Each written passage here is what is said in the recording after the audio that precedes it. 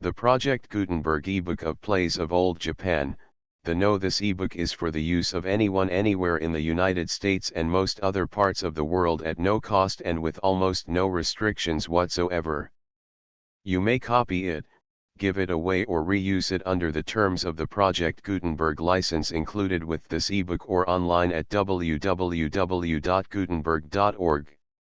If you are not located in the United States, you will have to check the laws of the country where you are located before using this ebook.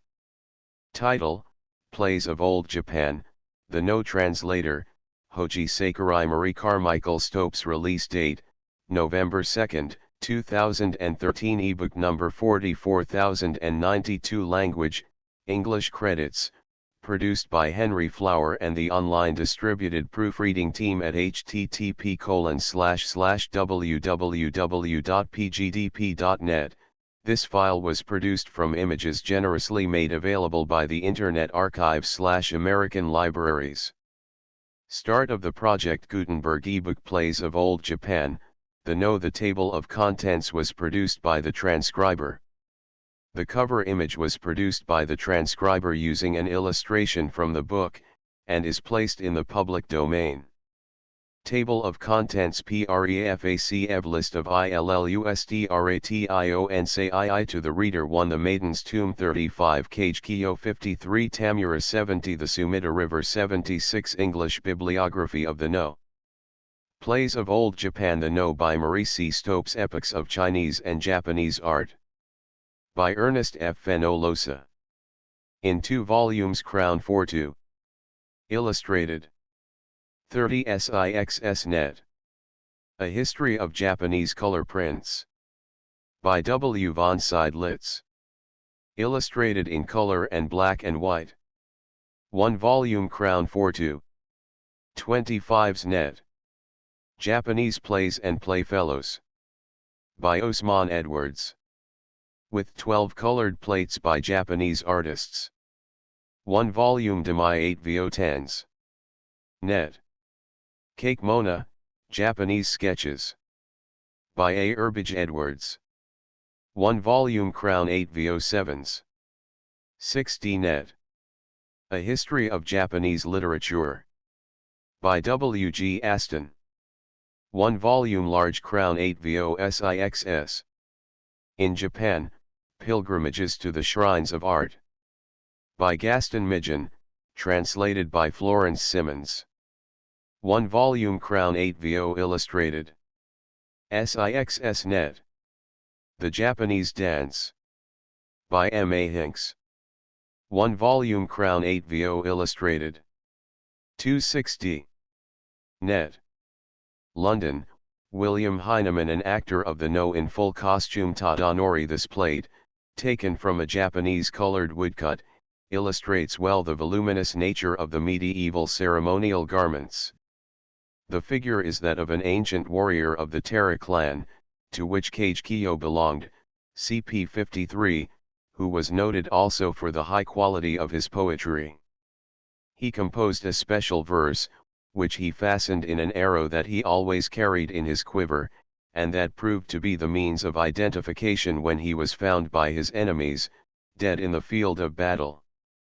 In the illustration one may particularly note the mask, with the eyebrows painted so high on the forehead that they are above the fillet band. The feet are not bare, but are covered with the white tabi, or cotton boots with soft solace and a separate division for the big toe, in which the No dancers always perform their parts. Plays of Old Japan. The No by Marie C. Stopes. Doctor of Science, Ph.D., FLS, together with translations of the dramas by M. C. Stopes and Professor J.O.J.I. Sakurai. Doctor of Science, Doctor of Laws, with a preface by His Excellency Baron Kato the Japanese Ambassador. Illustrated. London, Mackenzie 8th. William Heinemann. Copyright and all translation and dramatic right reserved by Marie C. Stopes. Preface by His Excellency the Japanese Ambassador. The Yutai does not appeal to the uneducated, and for that reason its devotees have practically been confined to the gentle and aristocratic classes. In the days before the educational system of Japan was established on Western lines, boys of the samurai class in many parts of the country were taught to chant the yutai in their schools as a part of their curriculum, the object being to ennoble their character by imbuing them with the spirit of the olden times, and also to provide for them a healthy means of recreation in their manhood. Along with many other institutions, it declined in favor in consequence of the great social and political upheaval which ushered in the era of Meiji, and for some time afterwards the people were too much occupied with various material aspects of life to find any leisure for the cultivation of the art, so much so that its professional exponents, meeting with no public support, had to give up the forlorn attempt to continue their task and to look elsewhere for a means of earning their livelihood. With the consolidation of the new regime, many old things took a new lease of life, the yutai being one of them. Not only has the yutai revived, but those who ought to know say that never in the long history of its existence has it been so extensively patronized as it is today. Patrons of the art are by no means confined to the aristocratic classes, albeit it is not so popular as the ordinary theatrical play, and never could be from the nature of the thing. This book will, therefore, well repay study on the part of anyone desirous of knowing and appreciating the working of the Japanese mind, and the author and her colleague are rendering a good service to the public of the West by initiating them into the subject. As the author frankly admits, to translate the yutai into a European language is a most difficult task, and, in my opinion, it is a well-nigh impossible one. The meaning of the original may be conveyed its spirit to a certain extent, but never the peculiarities of the original language, on which the beauty of the yutai mainly rests. It was very brave of Dr. Marie Stopes and Professor Sakurai to undertake what I should deem an impossible task, and I am glad to be able to extend to them my sincere congratulations on their remarkable achievement. They have succeeded in their work to the best extent any one can hope to succeed, and in my opinion have placed Western students of Japanese art and literature under a debt of gratitude to them. Takeki Kato. Japanese Embassy, London. November 1912. List of illustrations to face page TADANORI frontispiece view of the No stage 10A country poetess 14 Maidara 16 Sashi Origamaki 24 The Maiden's Tomb 38 Sumidagawa 76 To the reader their poetry is the expressed essence of the Japanese. It represents them as the victory of Samothrace represents the people of Greece, as the scent represents the rose. Chamberlain says, the one original product of the Japanese mind is the native poetry. Their painting, their porcelain, their ceremonials, are modifications of Chinese classics, but their poetry is their very own. Among the greatest and most characteristic treasures of the native literature, the Japanese rank their ancient lyric dramas, the No. As Synge and the Irish poets speak for the Irish people the things that matter most to them and that yet go all unexpressed in their outward life, in the same sense, only to a greater extent, do the No dramas represent the old spirit of Japan.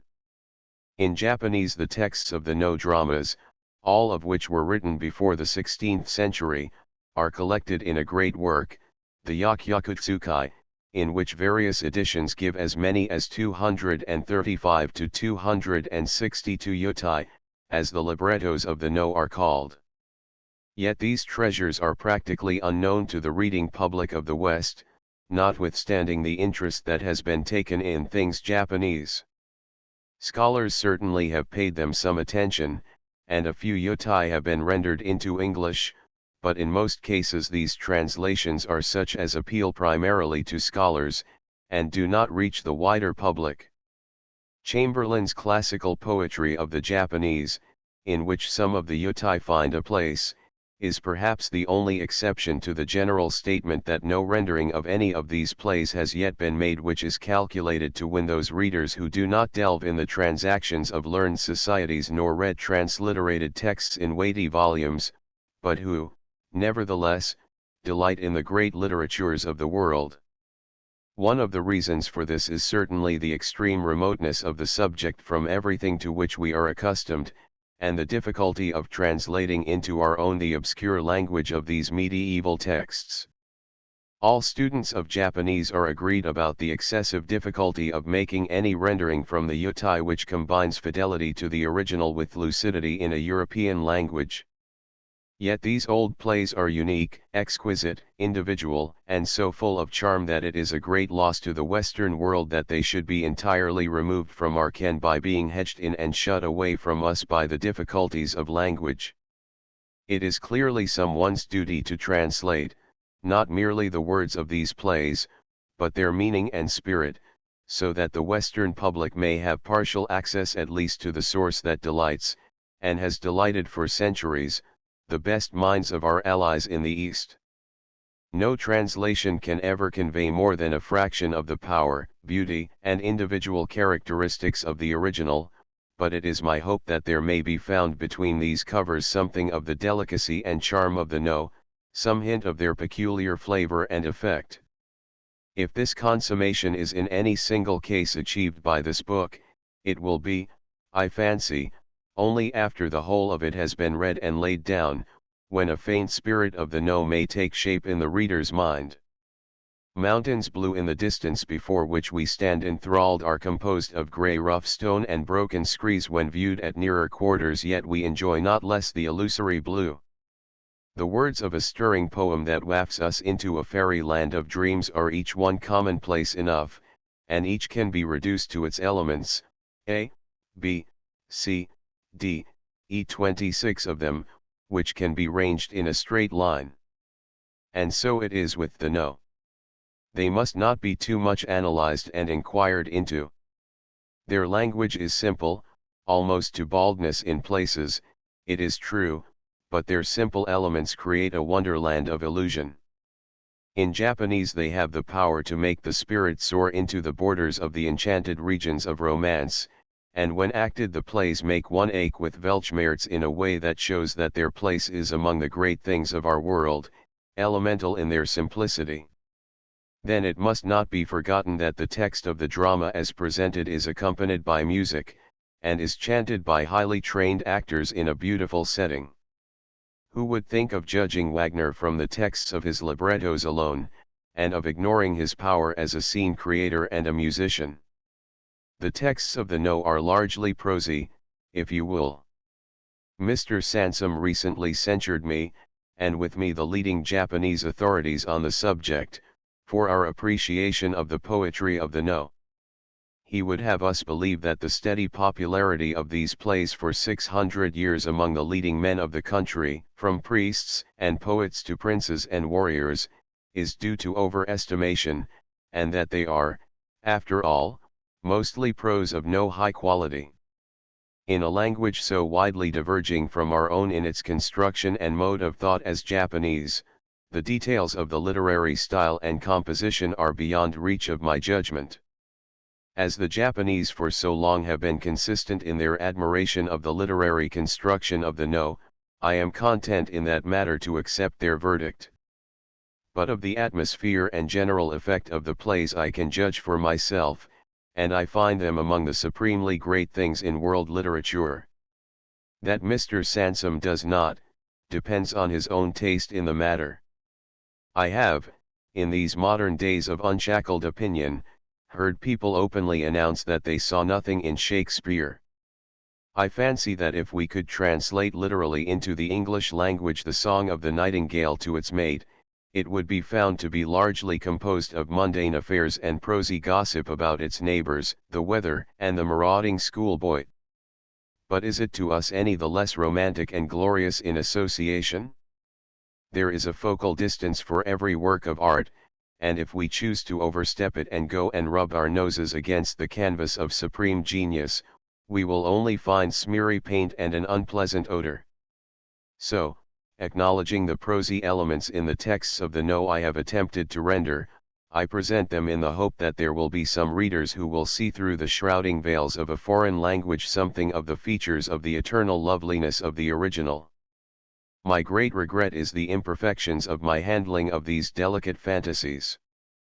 But with the exceptional knowledge and gifts of my collaborator in the translations, Professor Sakurai, the standard of detailed accuracy has been kept up to a point which will, I trust, make these translations not entirely unworthy of a scholar's perusal, but CP 32, nevertheless, the reader whom my heart desires is not one to take too close an inspection of each detail, but one who will catch the spirit of the whole. None of the 4 plays that follow have been translated by anyone else one so far as I can discover, so that, as they break new ground for it, the public will perhaps be lenient and sympathetic towards these efforts. Concerning the place the No takes in Japan today there still lingers much of the old aristocratic scorn of the common theater, but the theaters which are dedicated to the performance of the No have no such stigma attached to them. Indeed, these performances are almost entirely supported by the gentle and aristocratic classes. The interest of intellectual men in these plays is not even satisfied with onlooking, and many of the leading men of the day in Tokyo, lawyers, university professors, statesmen, and aristocrats, study the chants and songs and give private recitals of them. A few even undertake the arduous training necessary to act a complete part, including the dancing, and then the gentlemen are proud to appear with distinguished professionals. The only comparable enthusiasm in our country is that of the Shakespeare societies, but even to act, and act well, a part in a Shakespeare play requires an amount of application trivial in comparison with that necessary completely to master a role in one of the No. For in singing the yutai not only is every minute inflection of the voice prescribed and regulated according to the severest rules, but every movement of the body, every step and movement even of the toes or little fingers in the dance that accompanies it, is most strictly governed by an iron tradition, and the secret of some of the parts is only in the hands of a few masters. Mr. Sansom quotes, in an unsympathetic spirit, the opinion of Mr. Tanaka Shihei, but as this opinion represents in substance that of a number of the leading Japanese who interest themselves in the subject, I think it may very well be given as an expression of current opinion of the No. From every point of view it is one of the preeminent arts of the world. It is the flower of the Yamato stock. Every art reflects the spirit of a given people at a given time, and, remembering this, we must hold it remarkable that the affections of our people should be retained by an art which arose 600 years ago. In the West there is no art with such a pedigree. This shows that the No represents the national spirit, and is complete in every respect. A Japanese professor, writing to me, says, a No drama is always very simple in its plot, and it is chiefly its peculiar poetical construction and ring which appeal so much to our emotion and give the charm it possesses. Another opinion is quoted by Mr. Osman Edwards, the words, of the No, are gorgeous, splendid, and even magnificent as are the costumes. The charm of the No is a cumulative one, and its power of conveying much meaning in simple action is largely augmented by the suggestiveness of the interwoven allusions to the classical poems partly quoted or suggested in the words of the texts. Almost every word carries more than its face value, and has been enriched by centuries of usage in innumerable poetical and traditional connections. Concerning the past history of the No, as they are now preserved, date principally from the 14th and early 15th centuries, and all of them are prior to the 16th century. Their development took place under the Ashikaga shogunate, particularly in the reign of the shogun Yoshimitsu, 1368–1394, when they soon became exceedingly successful among the nobles. They are to a large extent compounded from much older elements which existed in a more incoherent form prior to the 14th century, but they may be described as crystallizing and taking their distinctive form under the hands of Kiyotsugu, who lived from 1355 to 1406. It is of great interest to note how closely the dates of our own Chaucer, 1340 to 1400, correspond with those of the great Japanese master. What world phase brought two such men to the front at the same time in the two island empires, all unknown to each other?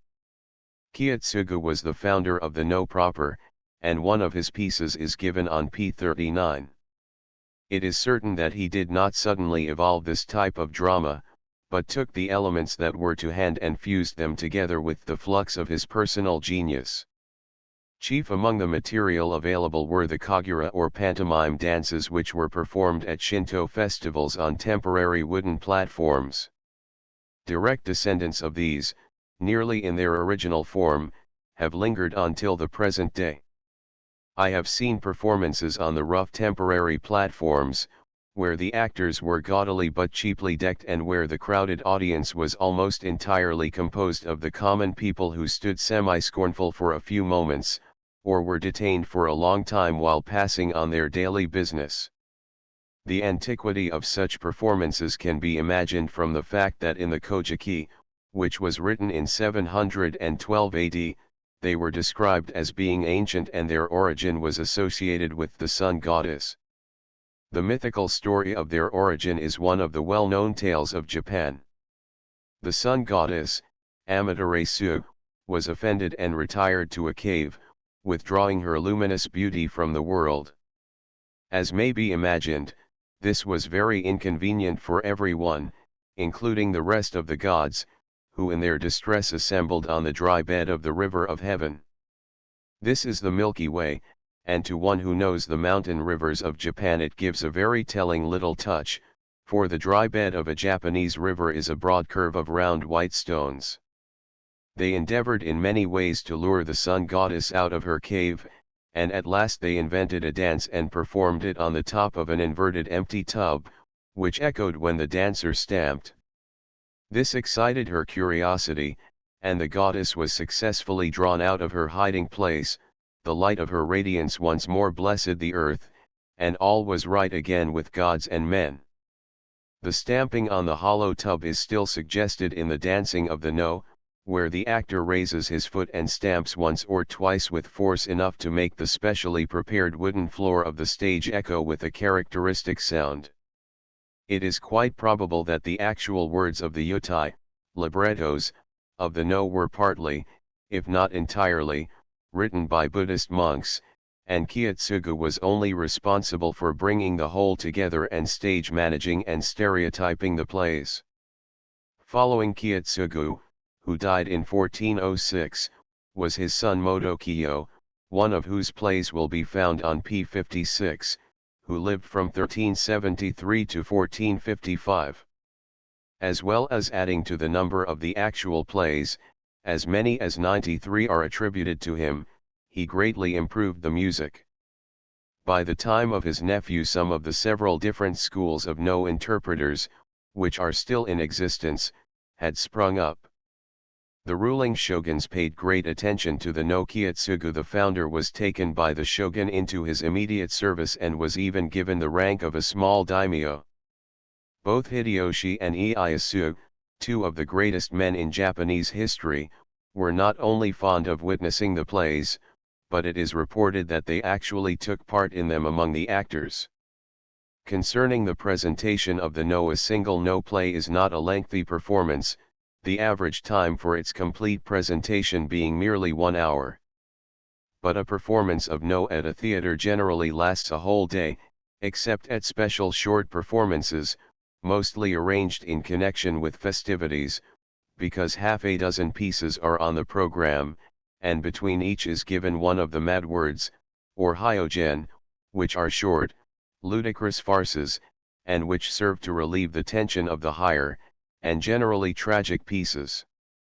The theaters, which are specially built for the No performances, are smaller than the common theaters. The stage is a square platform, generally measuring about 18 feet, which stands towards the middle, so that the audience sit on 3 sides of it. This stage has its own beautifully curved roof, which is separated from the roof over the audience by a slight gap, and is reminiscent of the time when the No were performed on the outdoor wooden platforms while the audience stood round in rain or shine. On the stage itself are 2 pillars of smooth wood, which support its roof, see diagram facing p10. The stage is horizontal and is raised a few feet above the ground, It is made of very smooth and peculiarly resonant boarding, which is of special importance in the dancing, in the course of which the actor has to stamp at intervals with his shoeless feet and yet to make a loud, though deadened sound.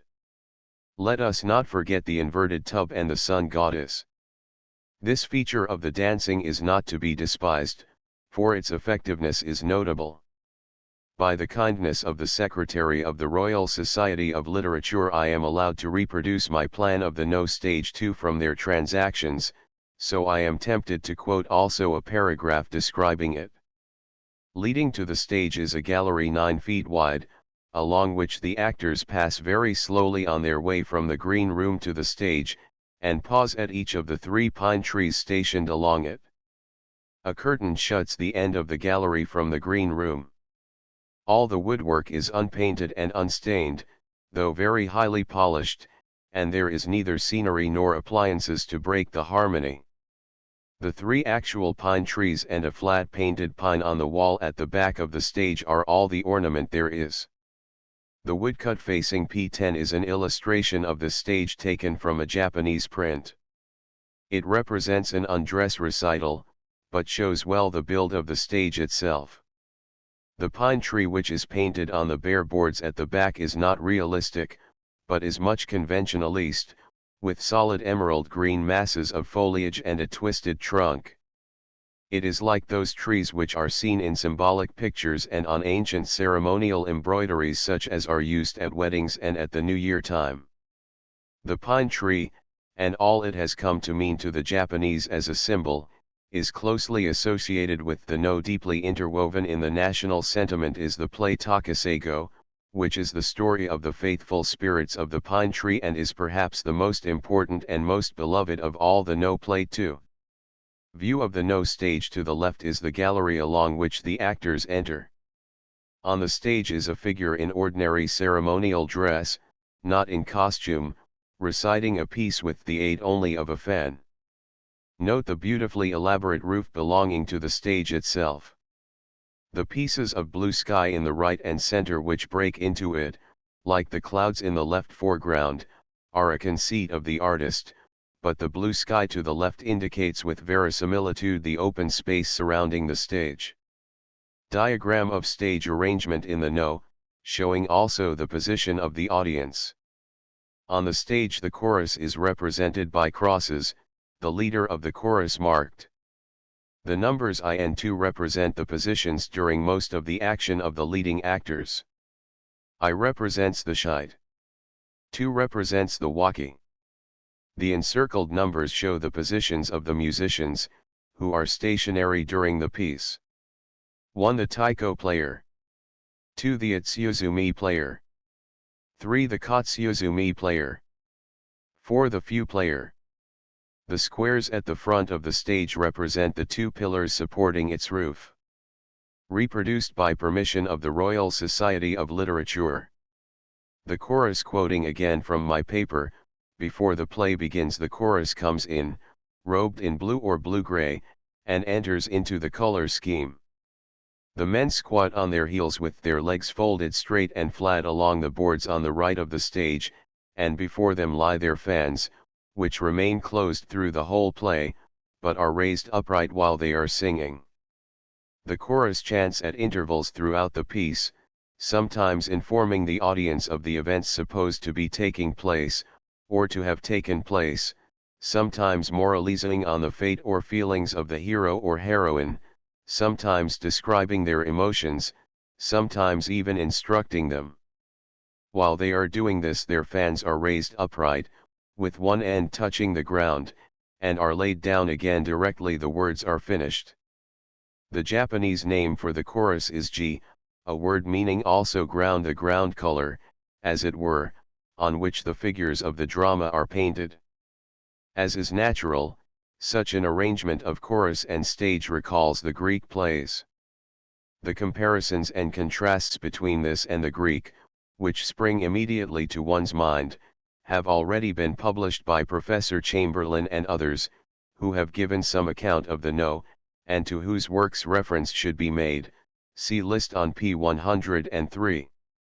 The music is an important feature of the No plays, when they are completely presented. Indeed, the whole play can be more fairly compared with opera than with anything else on our stage, though the singing is very different from ours. The songs are given with a curious voice in which suppressed breathing is an item of value.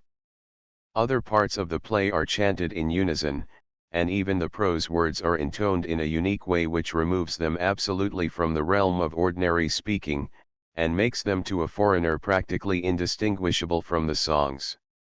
There are, in addition to this vocal music, 4 instruments, and the players of these are distinct from the chorus and do not enter into its chanting at all, except sometimes with a sudden sharp ha, or something which I confess I can only describe as being like the howl of a cat, and which did not seem to me to add to the impressiveness of the music, but to detract from it.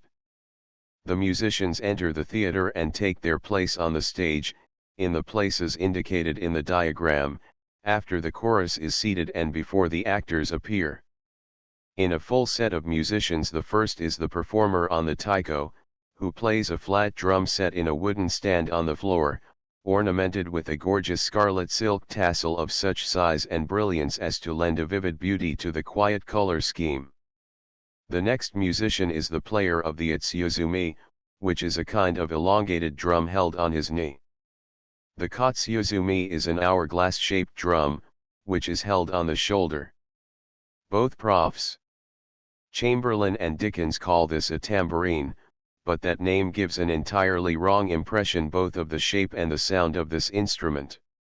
The last musician plays the fugue or flute. Most Westerners are content to call this music a discord. It is therefore pleasant to find Mr. Sansom saying, "At times the flute strikes in with a long-drawn note that has a strange and moving quality of sadness." Personally, with the exception of the single interjected cries, the music appealed to me as being in complete harmony with the pieces and as adding greatly to their charm and meaning. The actors enter from behind the curtain at the end of the gallery leading to the stage. They move towards the stage one by one, and very slowly, with long intervals between each step, every motion of which has been decreed for centuries. Captain Brinkley says, "It is, indeed, more than doubtful whether any other people ever developed such an expressive vocabulary of motion, such impressive eloquence of gesture. These masked dancers of the No, deprived of the important assistance of facial expression, and limited to a narrow range of cadence, nevertheless succeeded in investing their performance with a character of noble dignity and profound intensity of sentiment." The actors pause at each of the pine trees which stand by the gallery to mark a stage in their progress. Only men act, and for the women's parts they wear the conventional masks with the white, narrow face and the eyebrows painted high up on the middle of the forehead, which is the classical standard of female beauty. Masks are also worn by those representing demons or ghosts, and these masks are much on the same plan as those worn by children on the 5th of November. They are made of carved wood with a slit for the mouth and 2 holes for the eyes. They are palpably masks put over the face and make no pretense at verisimilitude. Indeed, sometimes the girl's mask may be openly tied on with a fillet ribbon across the forehead. They are clearly illustrated in the plates facing pages 15 and 76, where the white mask face is put so as to show quite frankly the tanned and corrugated neck of the elderly actor. Wild bushy heads of long hair are also worn by those taking the part of demons, and sometimes by the ghosts, as is seen in the plate facing P76, where the little figure represents the ghost in the Sumidagawa. Plate 3. A country poetess. The figure of a country girl, who was also a poetess, and sent a subtle verse in reply to a noble who sought to obtain some of the plant growing by her cottage, as represented on the stage by the bower to the left of the cut. The figure shows well the ceremonial dress, of scarlet hakama, or divided skirt, with flowing, voluminous kimono over it. At the throat can be seen the series of underdresses, of which only the edge of each appears. The massive folds over the head are not some head-dress, as might at first be thought, but the folds of the long kimono sleeve falling back over the arm which is raised above the head. The squatting figure to the right is that of a priest, who comes into the story of this No. The costumes, though in other respects the No staging is so simply organized, the costumes of the actors are sumptuous and completely representative of the parts the actors are playing. The various robes are all of medieval cut and fashion, and are mostly very stiff with opulent brocades or embroideries. Some of the styles are shown in the various illustrations in this book, and it will at once be noticed that they are all elaborate and richly colored. While the cut of most of the garments is something akin to the simple kimono and hakama, divided skirt worn by the men when fully dressed, of the present day, they are on a more massive scale with great stiff buckle divided skirts, as the figure in Plate 3, p14, shows particularly well, and with the kimono sleeves so wide and stiff that the wearer seems almost 3 times his normal width. The figure on the frontispiece illustrates such excessively voluminous and elaborate dress. The garments may be worn in overlaid series, showing beneath a rich overdress the edges of many equally fine underrobes, and of course armor and accoutrements are carried by those representing the ancient warriors. The costumes of the No are in truth the treasures of a museum, put to actual use. Properties: there are few or no stage properties of any kind. Just as there is no scenery, and the images of the places in which the action lies must be evolved in their own minds by the spectators, guided by the descriptive passages of the play, so also there are no appliances. If the actors, for instance, have to enter a boat and be rowed across a stream, they will perhaps merely step over a bamboo pole. If one of the characters has to ladle up water and offer it to a fainting warrior, the whole action is accomplished with a fan. Sometimes there may be a little in the way of properties, for example, the arbor-like bowers in Plate 3, p14, which are drawn onto the stage and represent dwellings, and in Plate 4, p16, where the little temple bell is brought into the action. But even in such cases the actors have to create an illusion round the accessories by their words and motions.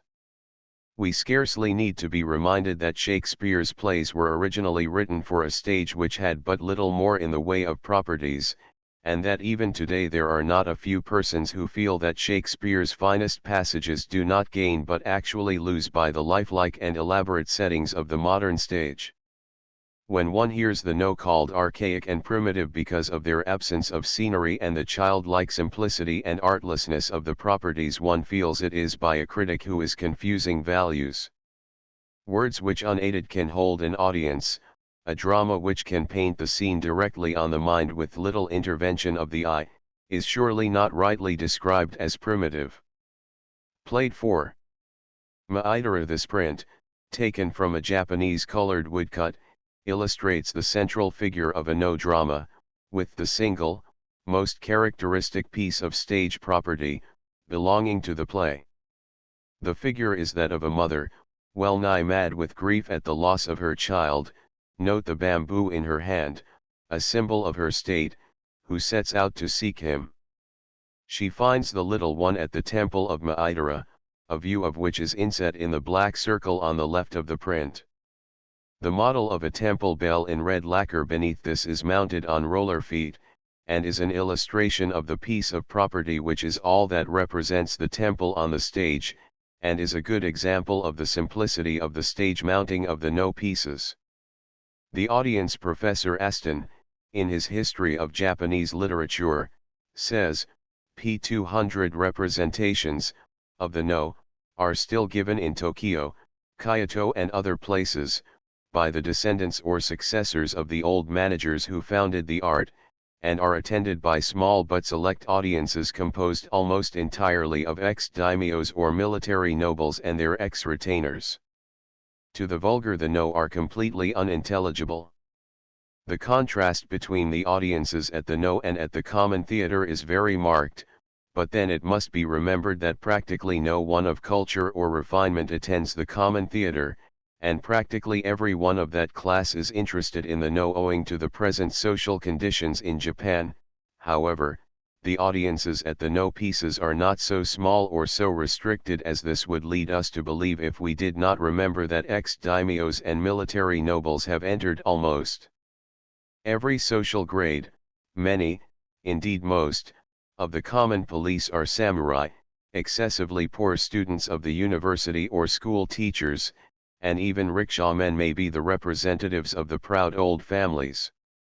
When, a little more than 40 years ago, the great social upheaval and reorganization of Japan took place, and the nobles and samurai lost their privileged positions, though they were given positions of honorable standing so far as possible, many of them entered the ranks of what we would call the common people, and so it happens that today there are permeating nearly the whole of society, in all its grades, some of the old cultured class. Among policemen, rickshaw-men, and gardeners one may come across men of deep classical interests and knowledge, and a poor student living on a few shillings a week may spend his evenings chanting the No songs to the moon. Indeed, while I was in Tokyo such a one lived near the house in which I dwelt for a few months. I never met him personally, because I did not wish to destroy the wonderful impression of melancholy romance and weird beauty which his chanting gave me. The many evenings that I sat alone on my balcony, looking toward Fuji Mountain, behind which the sun had set, and heard in the swiftly passing twilight and under the glittering oriental stars the mournful, tragic chants of the No which this young man was practicing, have left their lifelong impression on me, and perhaps account for the deeper love and understanding of the No which have come to me than to the foreigners who hear only a few performances in a theater. Yet this young man lived in what could scarcely be called more than a hovel, and he is representative of thousands now so living in Japan. Consequently one must remember that though the audience of a No theater is select in the real sense, it is not by any means entirely composed of wealthy folk. All who can afford to do so come in full ceremonial dress, which is somber colored both for men and women, for custom only allows the brilliant colors to be donned by children and young girls. Most of the audience arrives by 9 o'clock in the morning, and remains till 3 or 4 in the afternoon. The boxes are little matted compartments marked off on the floor, with railings round them but 6 inches high, and every one sits on his folded up legs on a cushion on the floor. As will be seen in the diagram, P10, the audience sits round 3 sides of the stage. In the winter they will have a little charcoal fire in the box beside them, and will sit warming their hands over it as they watch the piece. Concerning the effect of the No on the audience and on me in a common theater, the audience talks, eats, and even plays games between the scenes of the play, and gives its best attention during a murder or a very realistic harakiri, when the blood trickles in lifelike fashion out of the actor's mouth as he writhes for half an hour in his death agonies with a crimson gash across his middle. I shall never forget a scene of the kind which nearly did for me altogether, but which stirred the whole audience to breathless attention. During a performance of the No, on the other hand, most of the audience listen absorbedly to the whole piece, many being well able to check or criticize the actor if he should make the slightest slip, as they are personally acquainted with the parts. Others follow the chanting with a book of the text in their hands, and thus secure themselves against losing a word, for the No is like our own opera in this, that unless one is well acquainted with the words of the piece they are apt to be lost here and there. Each one of the audience has some knowledge of classical poetry, and according to the degree of this knowledge is the enjoyment of the thousand allusions and part quotations and adaptations that are in the plays. With each recognized reference to some classic poem or story, the richer does the suggestion of the whole become, for a word or a phrase which has but little meaning in itself becomes fragrant and beautiful when it carries with it the perfume of 1,000 lovely and suggestive memories. Also working upon the sensitive audience all the time, there is the psychic effect of the beautiful and harmonious coloring and of the potent music. The psychological effect of music is a power which we all vaguely recognize, but few of us begin to understand. Nevertheless, I hold it as certain that for the time being it physically as well as spiritually affects us, and that when we are tuned to the throb and rhythm of fundamentally great and right music, though we are no nearer to an intellectual understanding of the root things of the universe, yet we are actually nearer a spiritual oneness with, and hence a sort of comprehension of them.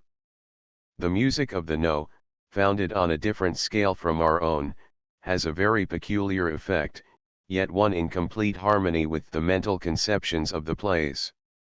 And to this effect the audience of the No is preeminently exposed, for all the surrounding conditions are calculated to enhance and aid it, the magnetic effect of the quiet, intellectual audience on itself, the beautiful simplicity and harmony of the color scheme within the theater, the dignity and impersonalness of the actors fulfilling their anciently prescribed actions, the allusions and suggestions of the poems, the descriptions of natural beauties and the frequent references to religious and philosophical ideas, when combined with the strange and solemn music of the singers, create together within the heart of the observer a something which is well nigh sublime.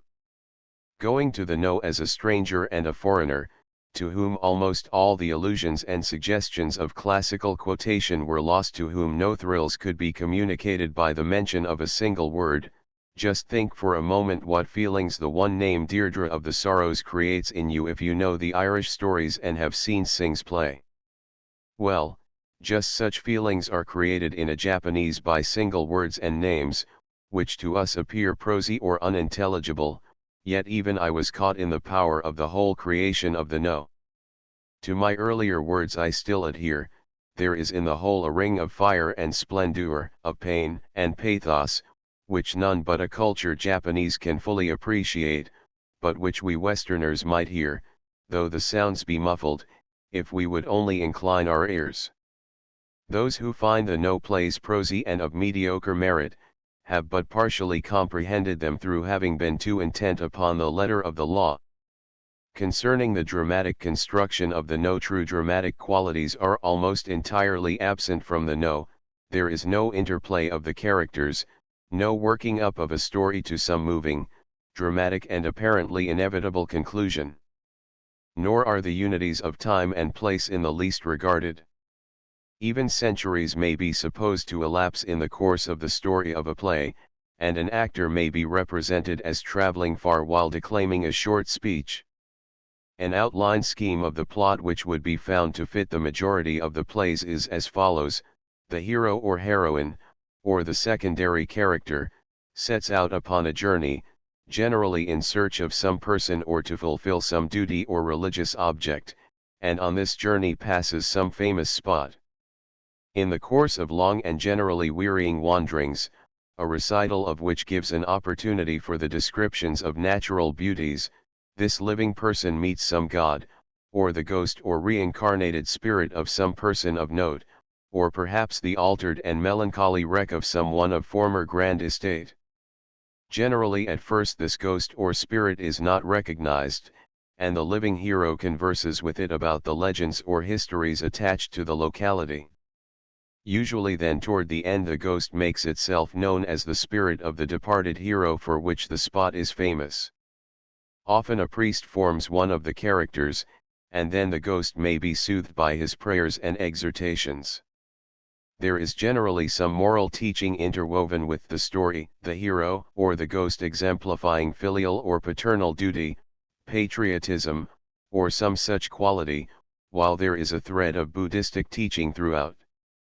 In this the main theme is the transitoriness of human life, and at the same time is presented a view of all the pain and misery people may endure when they are not rendered superior to it by a recognition of the higher philosophy that teaches that the whole universe is a dream, from whose toils the freed spirit can escape. The primitive complement of actors was probably 2, but few plays have so small a number.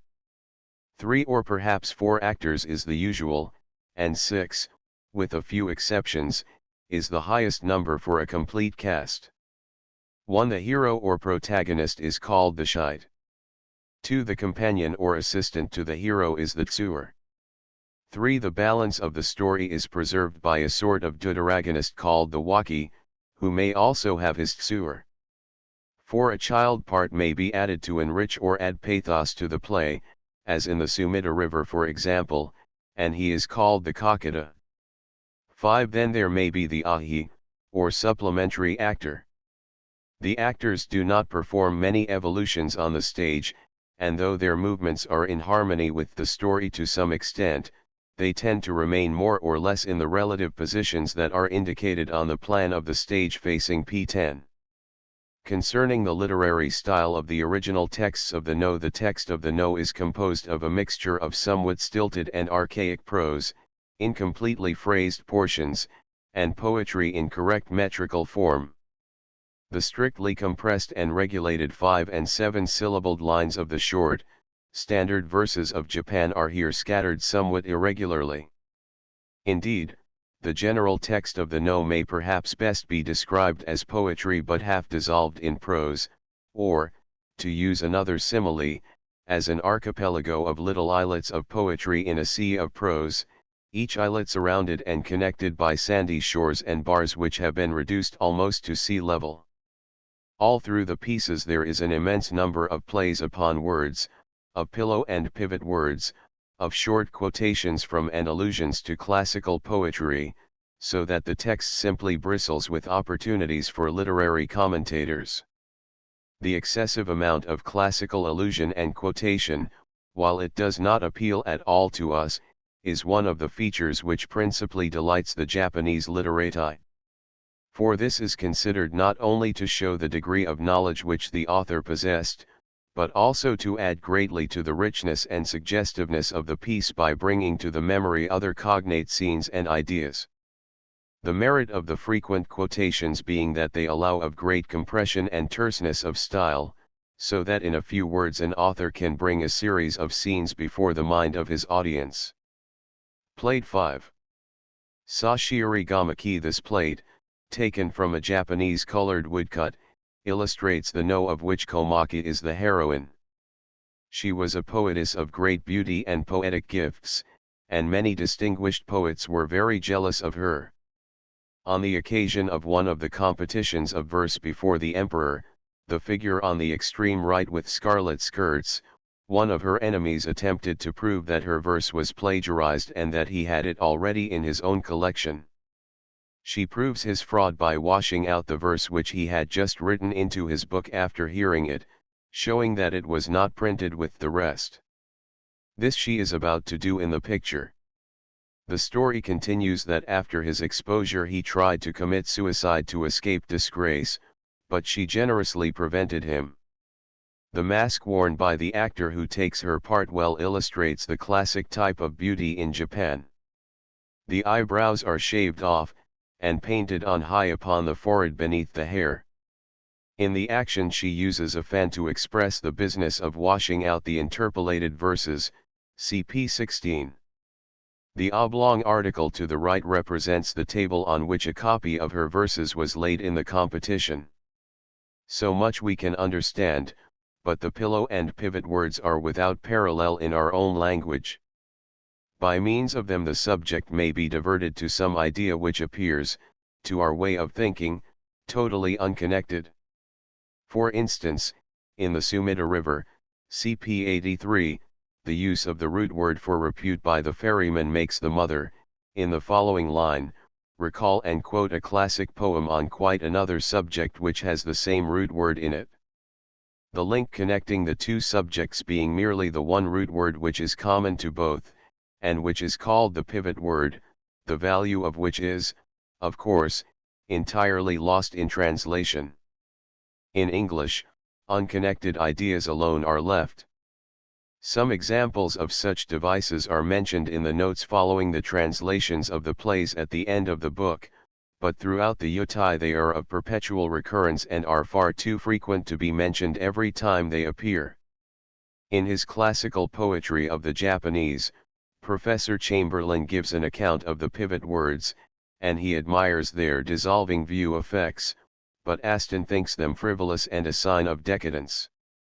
These pivot words as well as the pillow words, though they are so prevalent in its literature, are not at all confined to the yotai of the no, but are characteristic of the whole of the early Japanese verse. The pillow words, called makarakotoba in Japanese, have been collected by Professor F.F.V. Dickens III recently, and he says, the makarakotoba form the characteristic embellishment of the early yuta of Japan, and of all subsequent Japanese, as distinguished from Japano-Chinese verse. As regards rhyme, there is no use of such rhyming as characterizes our own verse, and this may partly depend on the structure of the Japanese language. Japanese words are not composed of letters as they are with us, but of syllables. Every consonant is associated with all the vowels. Thus the words are compounded of a larger number of elements than with us, but each ends in one of the 5 vowels or in n. The elements are ka, ki, ko, ta, ti, tu, te, tu, and so on. This will at once be evident if we examine a few words of Romanese Japanese. For example, the first line of the play Tamura is Hina no Miyakaji Hidate Kite. In the yotai, though there is no terminal rhyming, there is sometimes a tendency to repeat the same syllable more than once in a phrase, with the deliberate intention of accentuating it. Concerning the difficulties of translation, only half a dozen of the complete no and portions of a few others have been translated into English from all the many Japanese originals that are available. But this is scarcely surprising. In translating any of the no, there are 2 supreme difficulties to be encountered. The first depends on the organic remoteness of the Japanese language from our own, which is common to any translation from the Japanese, and the second is the peculiar difficulty of translating the yotai, because the exact meaning of many portions of them is disputed even by Japanese authorities, and then even where the meaning may be clear to a Japanese expert, the compression of the language is so great that it cannot literally be rendered into a European language. From a French or German, even from a Russian original, a literal translation is comprehensible even if it is not beautiful in English. A literal English translation from a Japanese original is arrant nonsense. The Japanese language is not merely unlike ours, the whole mode and order of the thought upon which it is founded is on an entirely different plan from our own. The more conscientious the translator, the greater his difficulty. It is easy enough to translate Oyasumi Nasai as good night, but how are we to say in English what it really means, i.e. approximately honorably deign to take rest, without appearing remote and stilted? And that is just a simple little common phrase, when the Japanese to be translated is contorted and coruscated with pillow words and pivot words, with a phrase from an old classical poem of which the reader is supposed to know the whole, and cannot see the point unless he does so. What is the translator to do? But suppose, further, that a couple of the words are the subject of learned controversy, as is frequently the case, is it likely 2 translations will coincide? Concerning the translations of others, as well as those in this book, there are 3 principal lines that a much to be pitied translator may take. 1. He may give up in despair any attempt at being literal. He belongs, let us say, to the school that think it best to translate Oyasumi Nasai as good night. He has this preeminent virtue that he will give us at least a version which can be read as English. And there is much to be said for this mode of treatment. 2. On the other hand, a great contrast to translator number 1 is he who desires to give a literal version of the Japanese, and who does not care in the least whether it sounds smooth and finished in English. 3. Then there is the last, and perhaps the most misguided of all, who cares a great deal to convey the true Japanese impression and also tries to polish and round off the English so that it may not appear too stilted or too rough, but may convey to the English reader something of the true spirit of the Japanese without always diverting his attention to some peculiarity of the rendering's bodily form.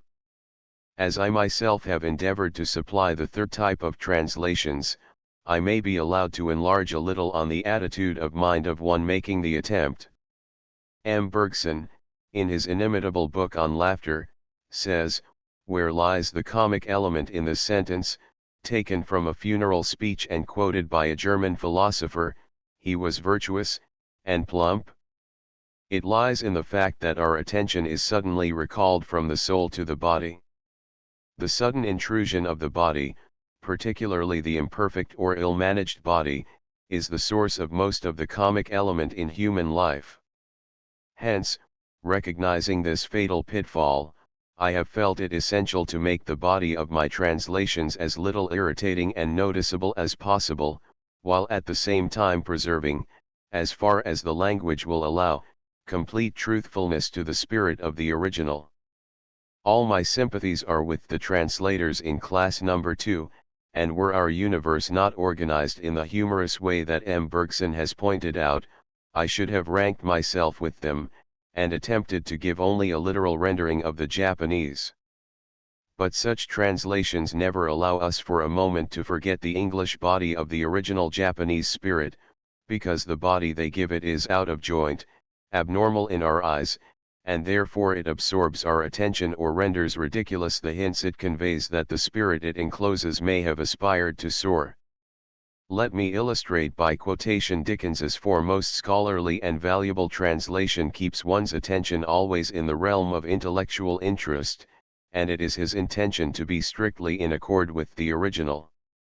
His version is partly in prose and partly in this form: across the surf he upon the ship way o'ereth, gentle the skies are, the spring wind softly blowing, what tale of days shall his bark in the cloudy distance sail o'er the sea plain till Harima he reach it. With this it is interesting to compare Aston's translation, which is largely prose. The lines quoted above from Dickens are rendered by Aston 5 as follows: with waves that rise along the shore, and a genial wind of spring upon the ship path, how many days pass without a trace of him we know not, until at length he has reached the longed-for bay of Takasago, on the coast of Harima. This play of Takasago is often quoted and is much beloved by the Japanese, and some of the verses from it are invariably chanted at the wedding festivals. The beginning of the famous chorus is thus rendered by Aston, p. 209, on the four seas still are the waves, the world is at peace. Soft blow the time winds, six rustling not the branches. In such an age blessed are the very firs, in that they meet to grow old together. Captain Brinkley's translation of Ataka is in somewhat similar style to the preceding, a mixture of prose and verse of short lines like the following example from Traveller's Vestment: pendant bells ring notes of pilgrims' footfalls, and from road-stained sleeves pendant dewdrops presage tears of last meetings. To the same school of translators belongs Mr. Sansom 7, though he is slightly less literal than Mr. Dickens. He renders the exquisite fragment from the Sakuragawa as follows: the waters flow, the flowers fall, forever lasts the spring, the moon shines cold, the wind blows high, the cranes do not fly home. The flowers that grow in the rocks are scarlet, and light up the stream. The trees that grow by the caverns are green and contain the breeze, the blossoms open like brocade, the brimming pools are deep and blue. All the time we are reading this the magic of suggestion is working, and we would fain let our minds float away into the land of spring, but our attention is brought plumping down to the bodily presentation of the thoughts, and our intellect is set at work to see how the lines might have been made to scan, or to run in some form of rhythm. So long as they do just scan and have a passable rhythm, we do not think of the poetical qualities of the translation, but when they jolt us along our attention is constantly diverted from the higher theme to the lesser subject of English grammar and versification.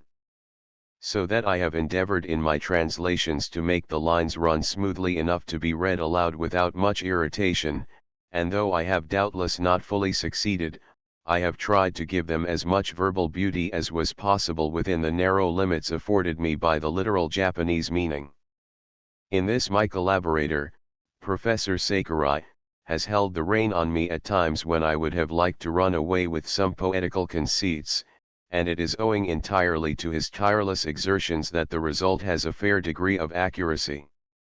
I must relieve him of too great a responsibility, however, for I confess that here and there where it seemed to me imperative to put in a word or two more than was in the original in order to convey the necessary impression to an English reader, or where several lines of meter would have been upset if he wouldn't let me have the word I wanted, I have just taken the bit between my teeth and run away from him.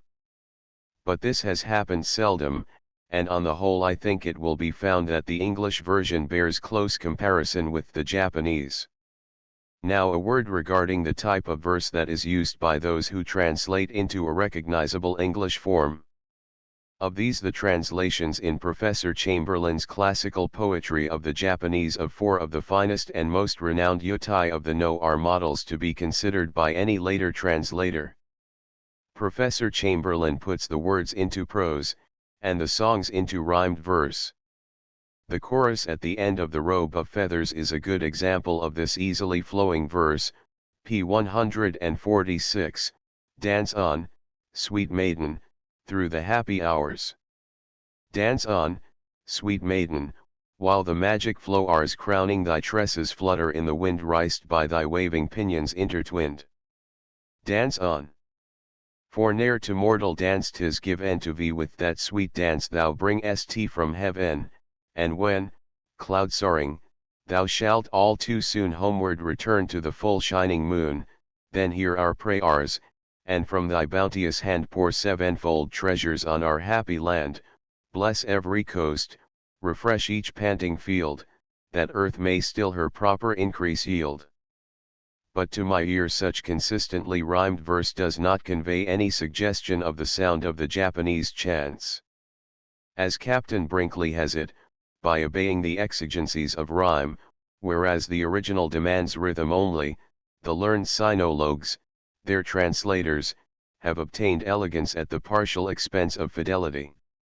It is true that a less formal verifying, such as I have used, does not represent truly the Japanese effect either. Nothing can, but it seems less out of harmony with its character than do the rhyming stanzas. Then also I found that short rhymed lines render one liable to strain the sense a little in order to make things fit in. Longer lines, without such regular rhyming, allow one more play, and this enables one to follow the words suggested directly by the Japanese. Since then also Professor Chamberlain's own taste has changed and he has gone over to the camp of the literalists. In two of the pieces I have put the words into a longer meter to indicate the difference between them and the songs. But I find this makes an added difficulty for any one reading aloud, without much enhancing the accuracy of the whole, so that in Kage-Kyo I have made no distinction between the various parts of the text. In listening to a Japanese No performance one could not really tell where the words left off and the songs began, and also, as I have previously noted, p. 24, the poems are connected to the prose by irregularly dispersed poetical lines. Finally, in conclusion, as none of the prose in the least corresponds to our prose, and as it is not given in the ordinary speaking voice of the Japanese, but is always specially intoned, it seems to me much more suitable and harmonious to render the whole yotai in verse of various kinds. Even this little book has been the task of years, despite its many imperfections. It was undertaken primarily because I delighted in the No, and the labor of bringing it through the press was rendered lighter by the hope that it might give pleasure to the English reading public to see, even through a glass darkly, something of the beauty of this unexplored literature. I have already described the effect these plays have on the Japanese and on me. That I have caught perhaps an echo of their spirit I am encouraged to think, because on the two occasions when one or other of these translations have been read to audiences it has been reported to me that several of those who heard them were in tears. That strikes the right note. For with all their literary richness and their descriptions of beautiful scenes and of heroic deeds, the ground note of the No is human tragedy. Their tragedy is of the fundamental, elemental kind that depends upon the very nature of our being, that turns upon the terrible fact which the trivialities of the material world so readily delude us into forgetting that we are fleeting as a drop of dew. Marie C. Stopes. The Maiden's Tomb authorship of the play. This piece is now commonly attributed to Kiyotsugu, and is supposed to have been produced at the end of the 14th century. Its exact date is not known, but Kiyotsugu was born in 1354 and died in 1406, yet it is most likely that he was an adapter and not the original author of the Yutai, parts of which were probably written long before his time. The play is still one of the most important of the No, and is indeed a test piece, as parts of the Shites chanting are exceptionally difficult. A foreigner cannot judge of this, but from my own point of view it is perhaps the finest of all. The No outline of the story. The play is based on a story told, or rather written down, for it was probably told long before then, 1,000 years ago, in the Yamato Monogatari, or Tales of Japan. It is the story of the love of two men for one woman, and the fatal consequences thereof for all concerned. Unai, a maiden living near Akuta, was loved by two equally gifted men. On the self-same day they each sent her a letter declaring their passion, but she could not decide between them, fearing the anger of either rejected suitor. Her father determined that the one who shot most accurately should win her, but in the contest the two men pierced the same wing of the same bird with their arrows. This bird was a mandarin duck, a creature whose lifelong faithfulness to its mate was proverbial in Japan. The girl felt bitterly that she was to blame for the death of the bird and the misery its mate endured, as well as for the strife between the two men. Hence she drowned herself. Then the two men, visiting her tomb, were filled with remorse, and killed each other beside her grave. This, however, only added to the girl's guilt, and much of the play is taken up with vivid descriptions of her agonizing torments in the 8 hells believed in by popular Buddhism. The play opens with a traveler priest passing the village of Akuta on his way to the capital. It is early spring, and the village maidens are out gathering the first green shoots of the 7 herbs, which used to be eaten at the beginning of the year as a kind of ceremony. The city folk make this herb gathering a pleasure picnic, but the poor girls going out of necessity into the biting cold of January are envious of those who are better off in cities. The spirit of the long-dead Unai has joined them in the form of a young girl, but she takes part in the opening dialogue. The maidens, i.e. Unai's, tomb is one of the famous places in the district, and the priest asks to see it. Unai's spirit remains behind when the village girls have been driven home by the cold, and she conducts the priest to the tomb, conversing with him, and telling him the story of Unai. Her spirit's materialization as a maiden then vanishes, and Unai appears as a ghost, for whom the priest prays. The ghost laments over the tomb, and the chorus gives expression to her longing for the human world. The ghost expresses her thankfulness for the prayer uttered by the priest, and recounts her agonizing sufferings in the 8 hells. The priest makes some effort, but not a very determined one, to inculcate in the poor ghost the higher Buddhistic belief that all these things, even the hells, are delusions, and her mind could free herself of them. The play closes with the chorus telling of her miseries in hell. Comments on the play in its construction, and its presentment of the story as a whole. This play resembles strikingly one of the beautiful triptych color prints of Japan, in which an exquisite, softly colored garden or woodland foreground, shaded with delicate mists, brings into intense relief the vivid figure of an armored warrior going out to battle. In the opening passages of this play we have the soft, misted foreground, with the tender green shoots of the early springtime.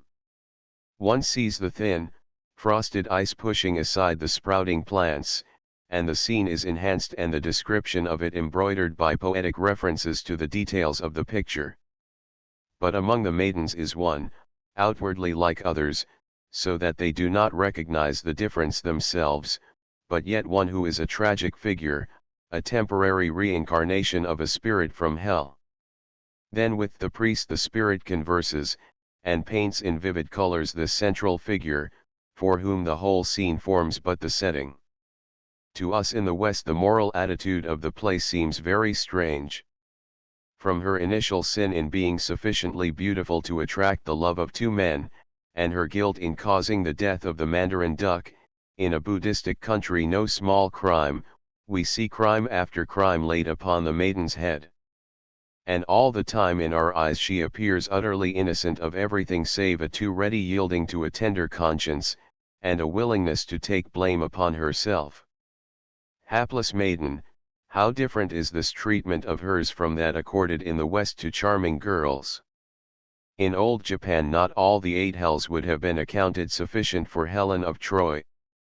In its religious attitude we see the popular beliefs of Buddhism contrasted with the higher form of the same religion. The circumstantial details of the hells and punishments were believed in by the common folk, but as the priest says, on p. 49, all was delusion, both in the world and in heaven or hell, and the soul could escape from its torments by a recognition of this higher fact. If only thou wouldst once but cast away the clouds of thy delusions, thou wouldst be freed from thy many sins and from all ills.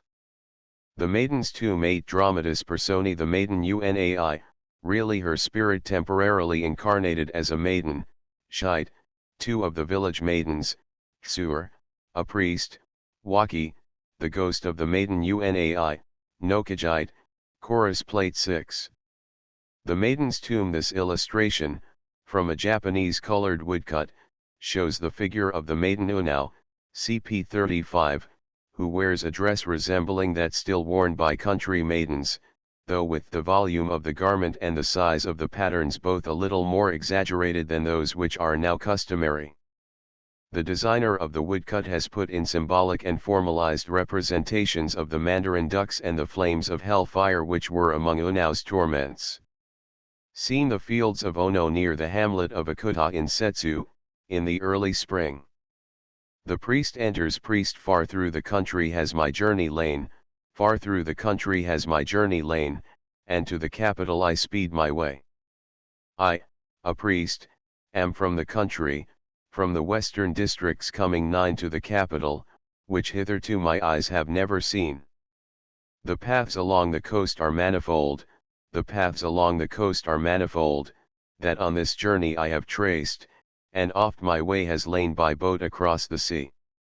Over the sea and mountains stretching wide I watched the sun rise up and set again, and now I reach Akuta, which I know only by name as in Tsu province fair, the hamlet of Akuta now I reach. Spirit and maidens, green shoots we gather, young green shoots of spring, and here in Ono by Akuta blows the morning breeze so chill and strong it turns and billows out our flapping sleeves. 10 maidens, while in the distant mountains, on the pines the snow has even yet not disappeared. Spirit and maidens, oh, near the capital the time has come to gather in the fields the shoots of spring. It makes our hearts glad just to think of that. Spirit, but from the capital this place is far, maidens, and we are country folk and therefore live a humble life here by Akuta's sea. Our lives and work are of the lowliest, and to the field of Ono every year without the thought of pleasure do we come. 11 The footmarks of the many village folk that go to gather the young shoots of spring have left wide tracks across the snowy field, and tread a path, where else there would be none. And tread a path, where else there would be none. The young green shoots that grow on field and marsh we now must gather. When the snow has gone they will already have become too old, though still the wind blows cold through shady copse, and on the field of Ono lies the snow. The 7 herbs of early springtime sprout in Akuta, then let us pluck the shoots, in Akuta then let us pluck the shoots. Priest, O good people, will you tell me if toward Akuta I'm nearing? Maidens, as thou dost know the name of Akuta, there should have been no need to ask us that. Spirit, dost thou not know it from the many views that scattered far and wide portray the place? First of all, dost thou not know it as the forest of Akuta? See, the many clustered tree tops which are true to this its name. 12 maidens, and there the stream thou hast now deigned to cross, it is the far famed river Akuta. Spirit, in the early breath of springtime, like the shallows of the river, do we gather, neath the snowy cloak, the young shoots of the field. Maidens and this field, too, where little sprouts as yet are growing, why as oh no st it not, 13 Spirit and maidens the sweet wild cherry blossoms that do grow in Mayashino and in Shiga too, the maple leaves of Tatsuta and those of Hatsus they would be surely known by those who lived beside the poet's home. But we, though living in this place know not the forest or the copse of Akuta. So ask us not, for we know nothing here. Priest: Ah yes. Unfolding now before my eyes the views I know, the forest, river, sea, and mist, the scenes of Ono now expand. And the far-famed tomb of Akuta, the maiden's tomb, where is it? Spirit: Ah, in truth, the maiden's tomb.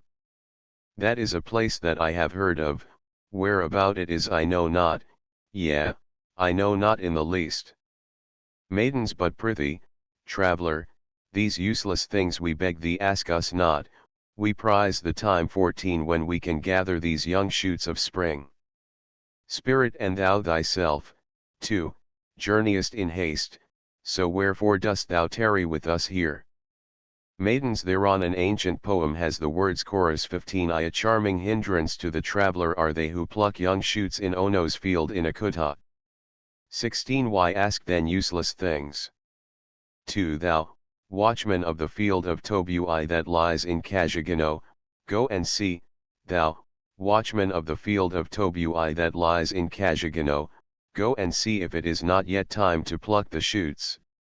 17 Thou, traveller, that to the capital likewise dost haste, how many days hast thou? For his sake do I go to the spring fields to gather the young shoots, though on my robe cling still the cold, unmelted flakes of snow. 18 Let us then gather, snowy though it be, and on the marsh the thin ice still remains, pushing aside the sprouting watercress, let us then gather the green-colored shoots, let us then gather the green-colored shoots. 3 Would there be much to gather? For the spring is very early yet and young shoots hide. Spirit: the springtime comes, but as I see the snow upon the plain, I think of the old year. 19 The young green shoots of this year still are few, so we must gather those with older leaves. Chorus: and yet, although the leaves are old and sere, the young green shoots are fresh as the new year. Guard then thyself, thou field of the young spring. Spirit: to the field of spring, to the field of spring, to pluck violets he came, and then only purple leaves of the weeds culled he who came gathering.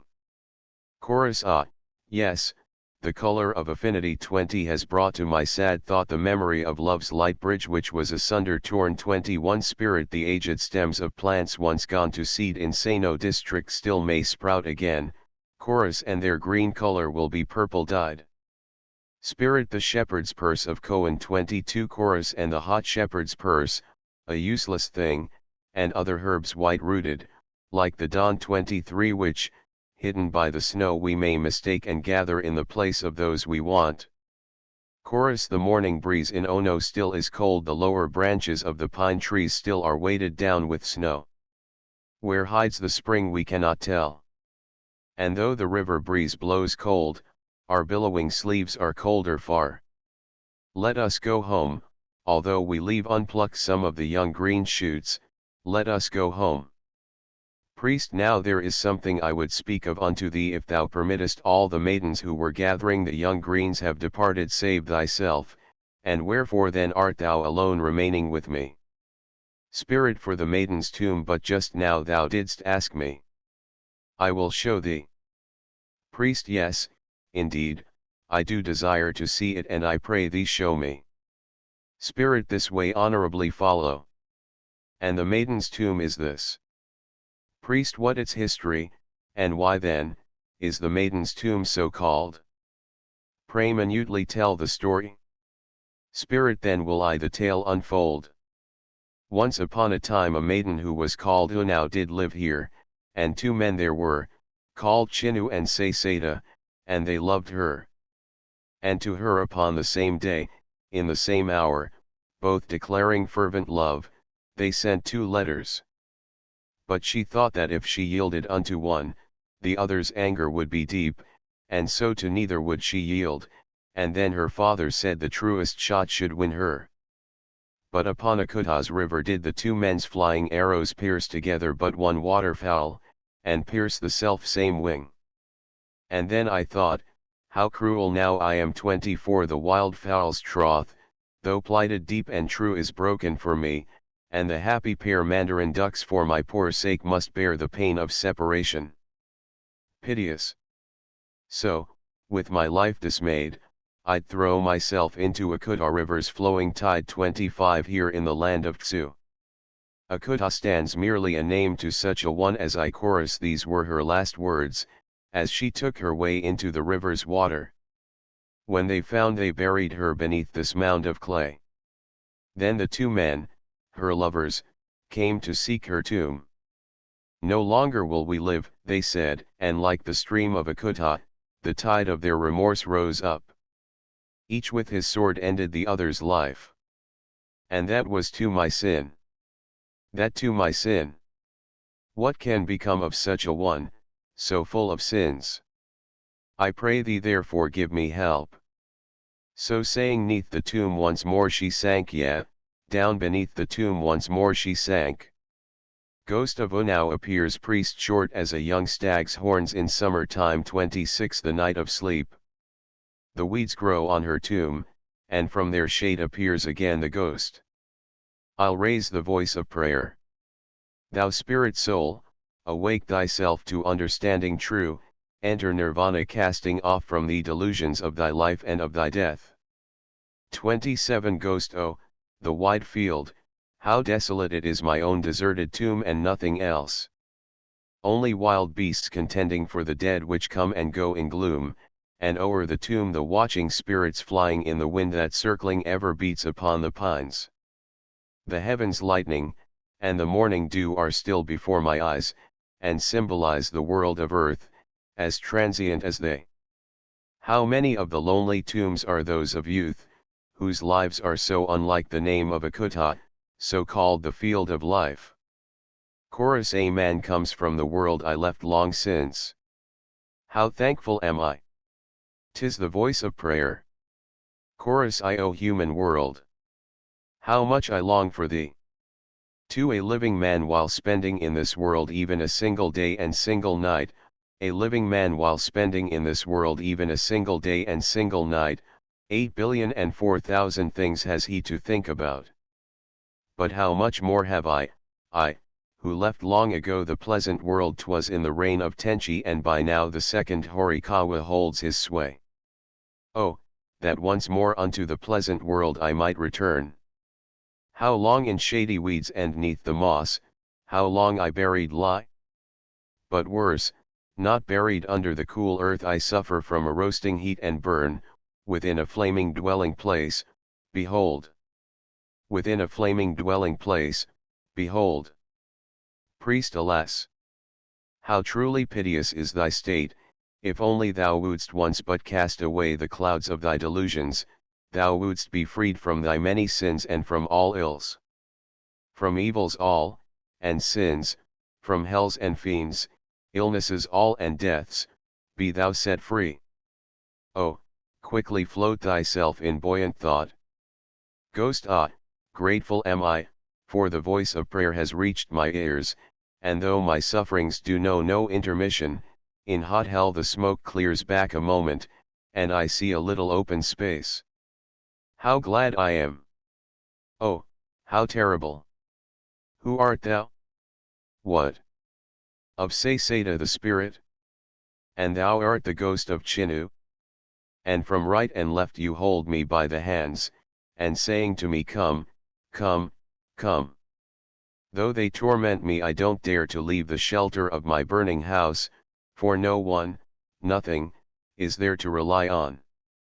And I see another spirit flying from afar towards me. Oh, how terrible! I see it, 'tis the duck, and turned to iron, turned to steel it is before me. With beaks of steel like naked swords the bird pecks at my head and feasts upon my brain. Is it because of crimes I did commit? Oh, how resentful is it, cruel bird! Oh! I pray thee, priest, I pray thee, from these sufferings relieve me. Priest, the time of torment fierce has now arrived. The spirit had not finished saying this, when o'er the tomb flew out a band of flame. Ghost, and then its light became a hellish fiend, priest who raised the torture rod, and drove at her. Ghost, before me is a sea if I attempt but to advance, priest, while flames are in the rear. Ghost, and on the left. Priest, and on the right as well. Ghost, by water and by fire am I now held in double torment. Priest, helpless utterly. Ghost, when to the pillar of the burning house chorus I reach my hands, and do attempt to cling, at once the column bursts out into flame, the blazing pillar must I then embrace. Oh, scorching heat! Oh, unendurable! The whole 5 members of my body turned into black smoke by this fierce burning fire. Ghost, and then when I arose, chorus, and then when I arose, a jailer fiend applied the torture rod, and drove me out. I left the house and wandered through 8 hells, and there all suffering I underwent. Now I would show thee how I blotted out my many sins. Before thee lie the scenes, first in the hell of all equality 28, then in the hell of black rope, devil led, and driven to the hell of gathering, where all assemble. Then the hell of cries, of bitter cries, came next, and then of heat, of utmost heat, and then the hell of depth, depth infinite, into whose space I fell feet upwards and head downwards for 3 years and 3 months more, in agony the while. And after that a little interval the devils left me and the flames expired.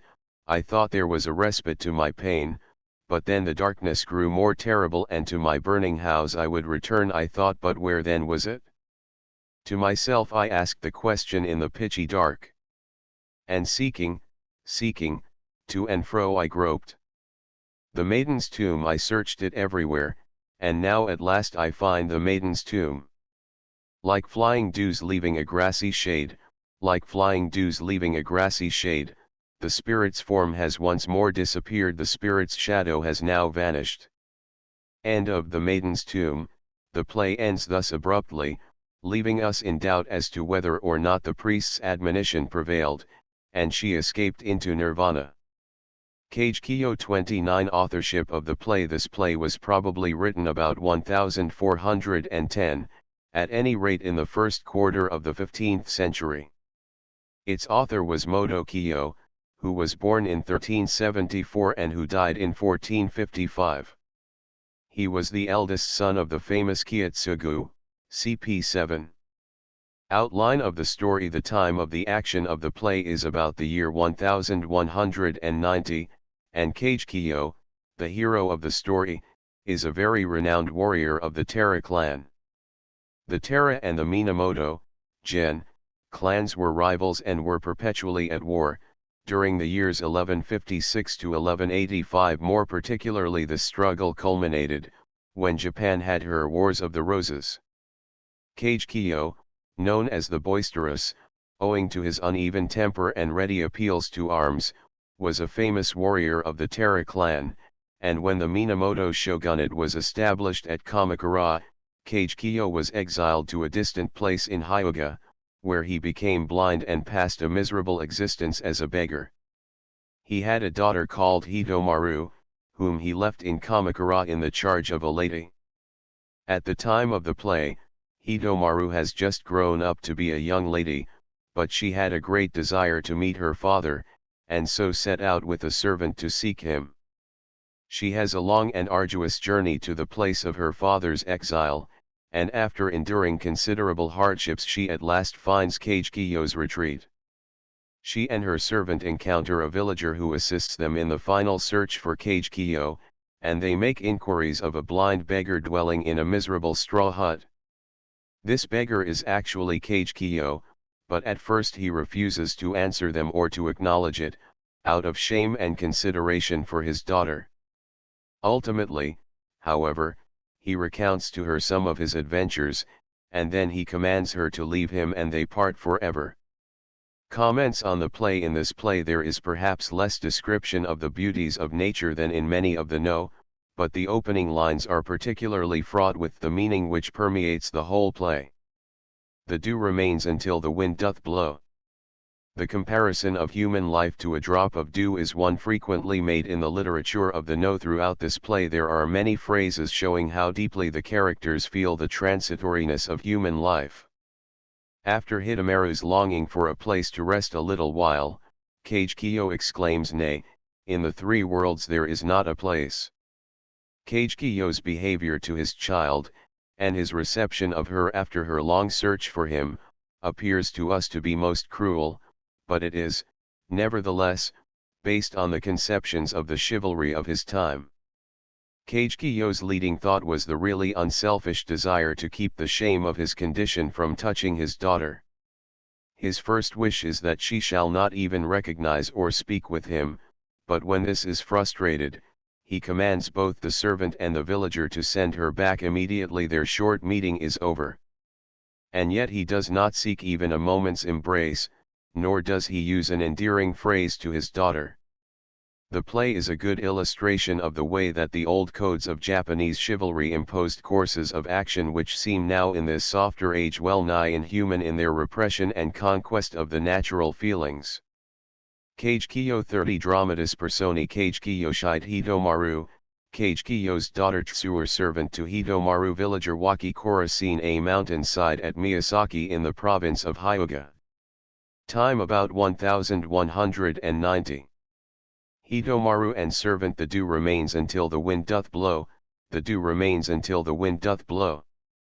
My own life fleeting as a drop of dew, what will become of me as time does pass? Hidemaru my name is Hidemaru, and I am a maiden, who in Kamakura 31 dwells.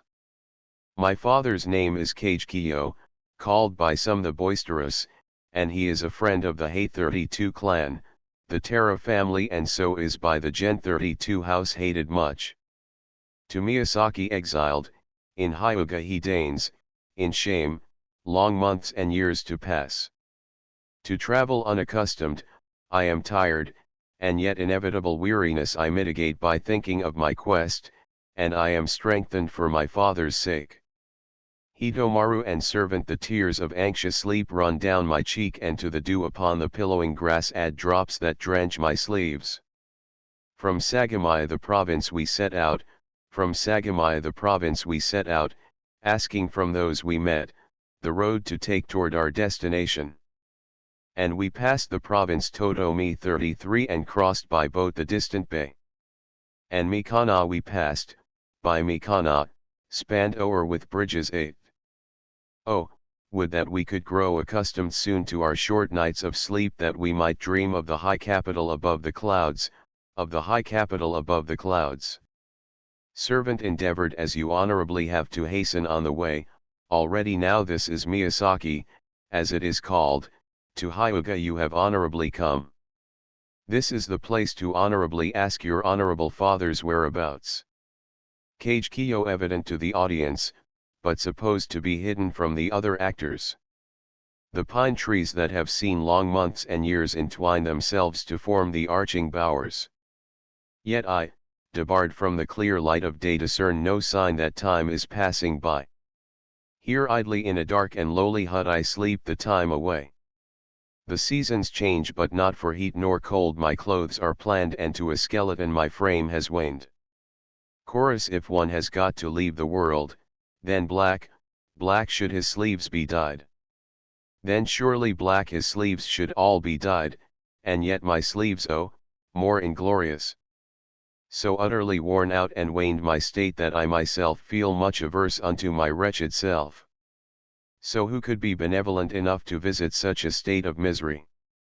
No one inquiring of my misery will ever come. No one inquiring of my misery will ever come. Hidemaru, incredible that one should dwell within that wretched hut, it does not seem to be fit for a habitation. Strangely though I heard a voice proceeding from its wall. A beggar's dwelling it must be. I fear, and from the lowly dwelling keep away. Kagekyo, that autumn now has come I cannot see, and yet I feel it, for the wind has brought tidings from somewhere, though I know not whence. Hidemaru, ah, knowing not my father's whereabouts in misery I wander, with no place where I can rest even a little while. Kage nay, in the three worlds there is not a place, 'tis only in the heavenly expanse. 34 Choose any man and ask him, he will say where else. And what else could he ever say? Servant, how now, you in the thatched hut, I would ask a question of you. Kage well, what is it then? Servant, knowest thou where dwells an exiled man? Kage an exile though he be, what is his name? Servant, the boisterous Kage is he called, and of the Terra house, a warrior. Kage yes, yes, I think that I have heard of him, though being blind the man I've never seen. Miserable, his honorable state, to hear of which stirs pity in my breast. Pray then inquire elsewhere the full account. Servant, then hereabouts he does not seem to be. To his mistress, but further on we should inquire again, if you will honorably now proceed. Kage she who has just been here, why? Is she not the very child of the self-same blind man? Once, very long ago, at Atsuta I met a woman, and this child I got. It was a girl 35, and so I trusted her to Kamegagitsu's chatelaine. Now grieving parent meets with child estranged, she, speaking to her father, knows it not. Chorus, her form unseen, although I hear her voice, how sad my blindness is. Without a word I let her pass. And yet such action is due truly to the bond of parents' love, due truly to the bond of parents' love. Servant, how now, you there? Art thou a villager? Villager, and to the villager what hast thou then of honorable business? Servant, dost thou know where lives an exiled man? Villager, what sort of man an exile though he be of whom you ask? Servant, a warrior of the Hay house, and called Kage the boisterous, him I seek. Villager, just now as thou hast come along this way upon the hillside, was there not a hut with thatch, and somebody within? Servant, yes, a blind beggar sat within the hut. Villager, I. That blind beggar is the man you seek, the very Kage whom you seek. How strange! When I said Kage name, that honorable lady there did deign to show a look of sadness.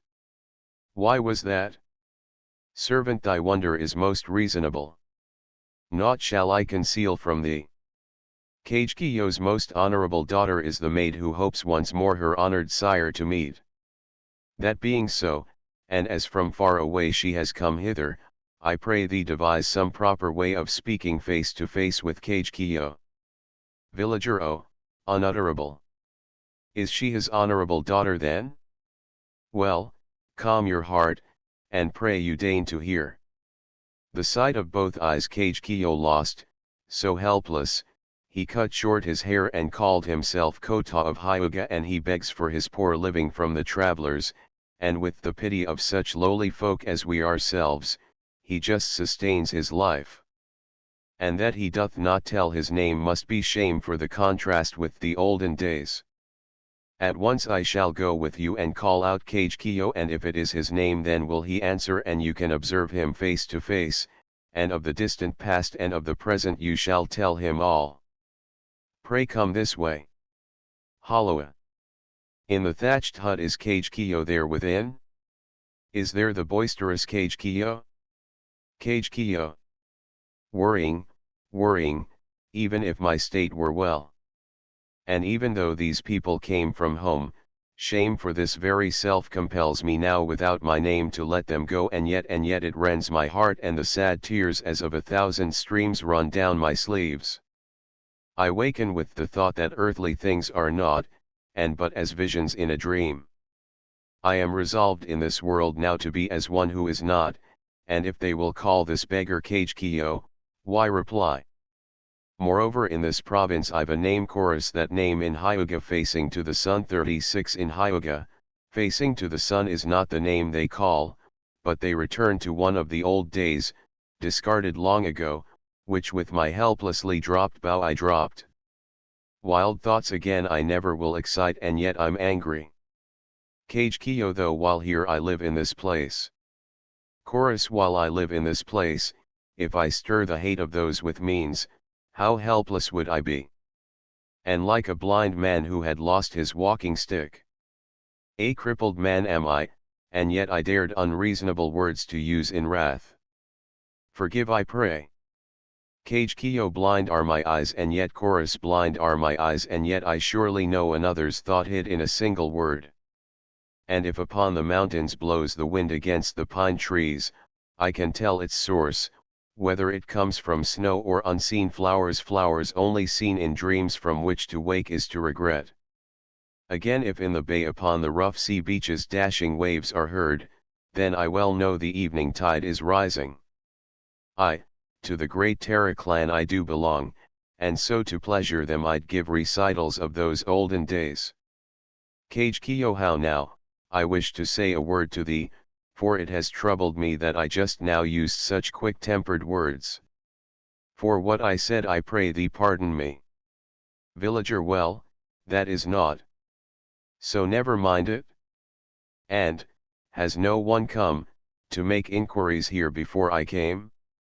Kage Kyo: no, no. Except thy calling, none has been.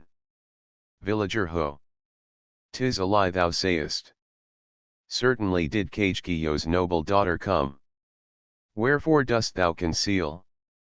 It is because I feel her story is so pitiful that I've come here with her. To Hitomaru: so now at once meet with your father, see him face to face. Kage Kyo: keep silence. Hitomaru: pray, it is I who have come to you. Cruel. The rain, the wind, the dew, and frost I minded not along that distant road, while coming to you. And all this, alas, becomes as nothing. Does a father's love depend upon the nature of the child? 37 Heartless. Kage Kyo: up till now I hoped to hide, but now I am found out I am ashamed. To hide my fleeting 38 self there is no place. To Hitomaru: if, in thy flowering form thou shouldst proclaim that we are child and parent, then thy name thou wouldst announce. 39 And when I think on this I am resolved we part. Pray do not feel thy father harsh and this mere heartlessness. Chorus: truly is it sad. In olden times I welcomed even strangers when they called, and was displeased if they should pass me by. And now its recompense. How sad it is. To think that I had hoped that my own child should not have called on me. Alas, how sad. When in their warships were the Terra clan, when in their warships were the Terra clan, so many were there that their shoulders touched, and in the crowded space the knees were crossed. There scarce was room to live 40 beneath the moon, and Kage Kyo more than any else was on the flagship indispensable. His fellow officers and all the rest, though rich in valor and in tactic powers, he did o'ertop. And as the ship is steered by him who holds the rudder, so did he lead in the army, and no difference ever occurred between him and his men. All envied him, but now he is most like a unicorn, infirm with hoary age, and rather worse than a mere useless horse. 41 Villager: how now, Kage Kyo, I'd speak with thee. Thy daughter's wish is there, and she would hear of thy heroic deeds at Yashima, so tell her the brave story. Let her hear. Kage Kyo: 'tis somewhat unbecoming, her request. Yet as she came from far and for my sake, I'll tell the story, but when it is done pray send her home again immediately. Villager: that shall be done. Thy story finished, I will send her back at once. Kage Kyo: well then. The time was drawing toward the end of the 3rd month of the 3rd year of Jui 42, and our clan were in their warships, while upon the land the hordes of Minamoto gathered near. 2 armies were opposed upon the coast, and each one wished a contest to decide. Then Noritsune, lord of Noto, spoke to all his people in our last year's fights from Muroyama down in Haruma to Mizu's Hima, Hyodorigo, and all, we never had won victory. To Yoshitsune's 43 tactics this was due. By some means or another we must slay this Kuro, and suggestions we desire of some good plan, he deigned to say to them. Then Kagekyo in his mind resolved that Hangwan was no devil nor a god, so if I throw away my life for his, I thought, it will be easy, so that this to Noritsune was my last farewell. And as I landed the Gen warriors did dash towards me to destroy my life. Chorus. This Kagekyo saw, and crying out how clamorous. He struck out with his sword that in the evening sun flashed brilliantly. Opposing warriors at once gave way, and he pursued, that they should not escape. Kagekyo. This is deplorable for every one. Chorus. This is deplorable for every one.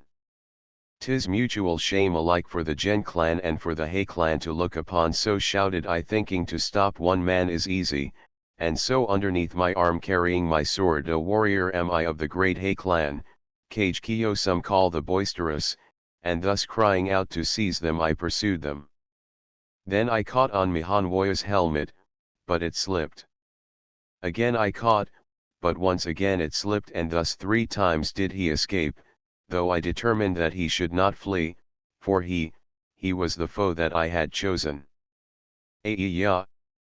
As with the whole strength of my arms I pulled, and as I hauled the cape broke off, and part stayed in my hand 44, but he escaped. When at some distance from me, he turned back and said, Now thou art mighty strong of arm, although thou didst allow me to escape. Then Kagekyo answered back, The strength lies in the neck bone of Mihanwoya. So smiling, did we part to left and right. 45 He who has told the tale of olden days ne'er forgotten is now sadly waned and confused in mind. Ah, what a shame!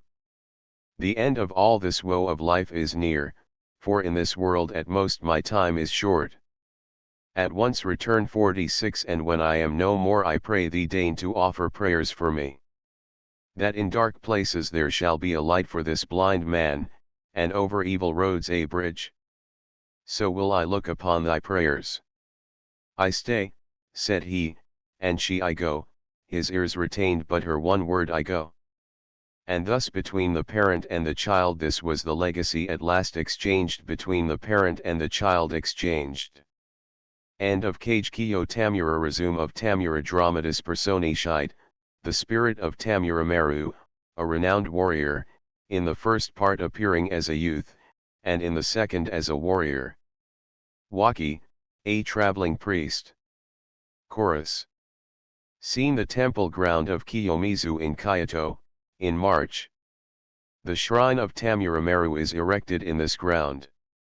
There are only 2 actors in this piece, and it is even less dramatic than the preceding. As it does not lend itself so well to complete translation, I shall give the piece merely as a resume, with a few of the more beautiful lines rendered in extenso.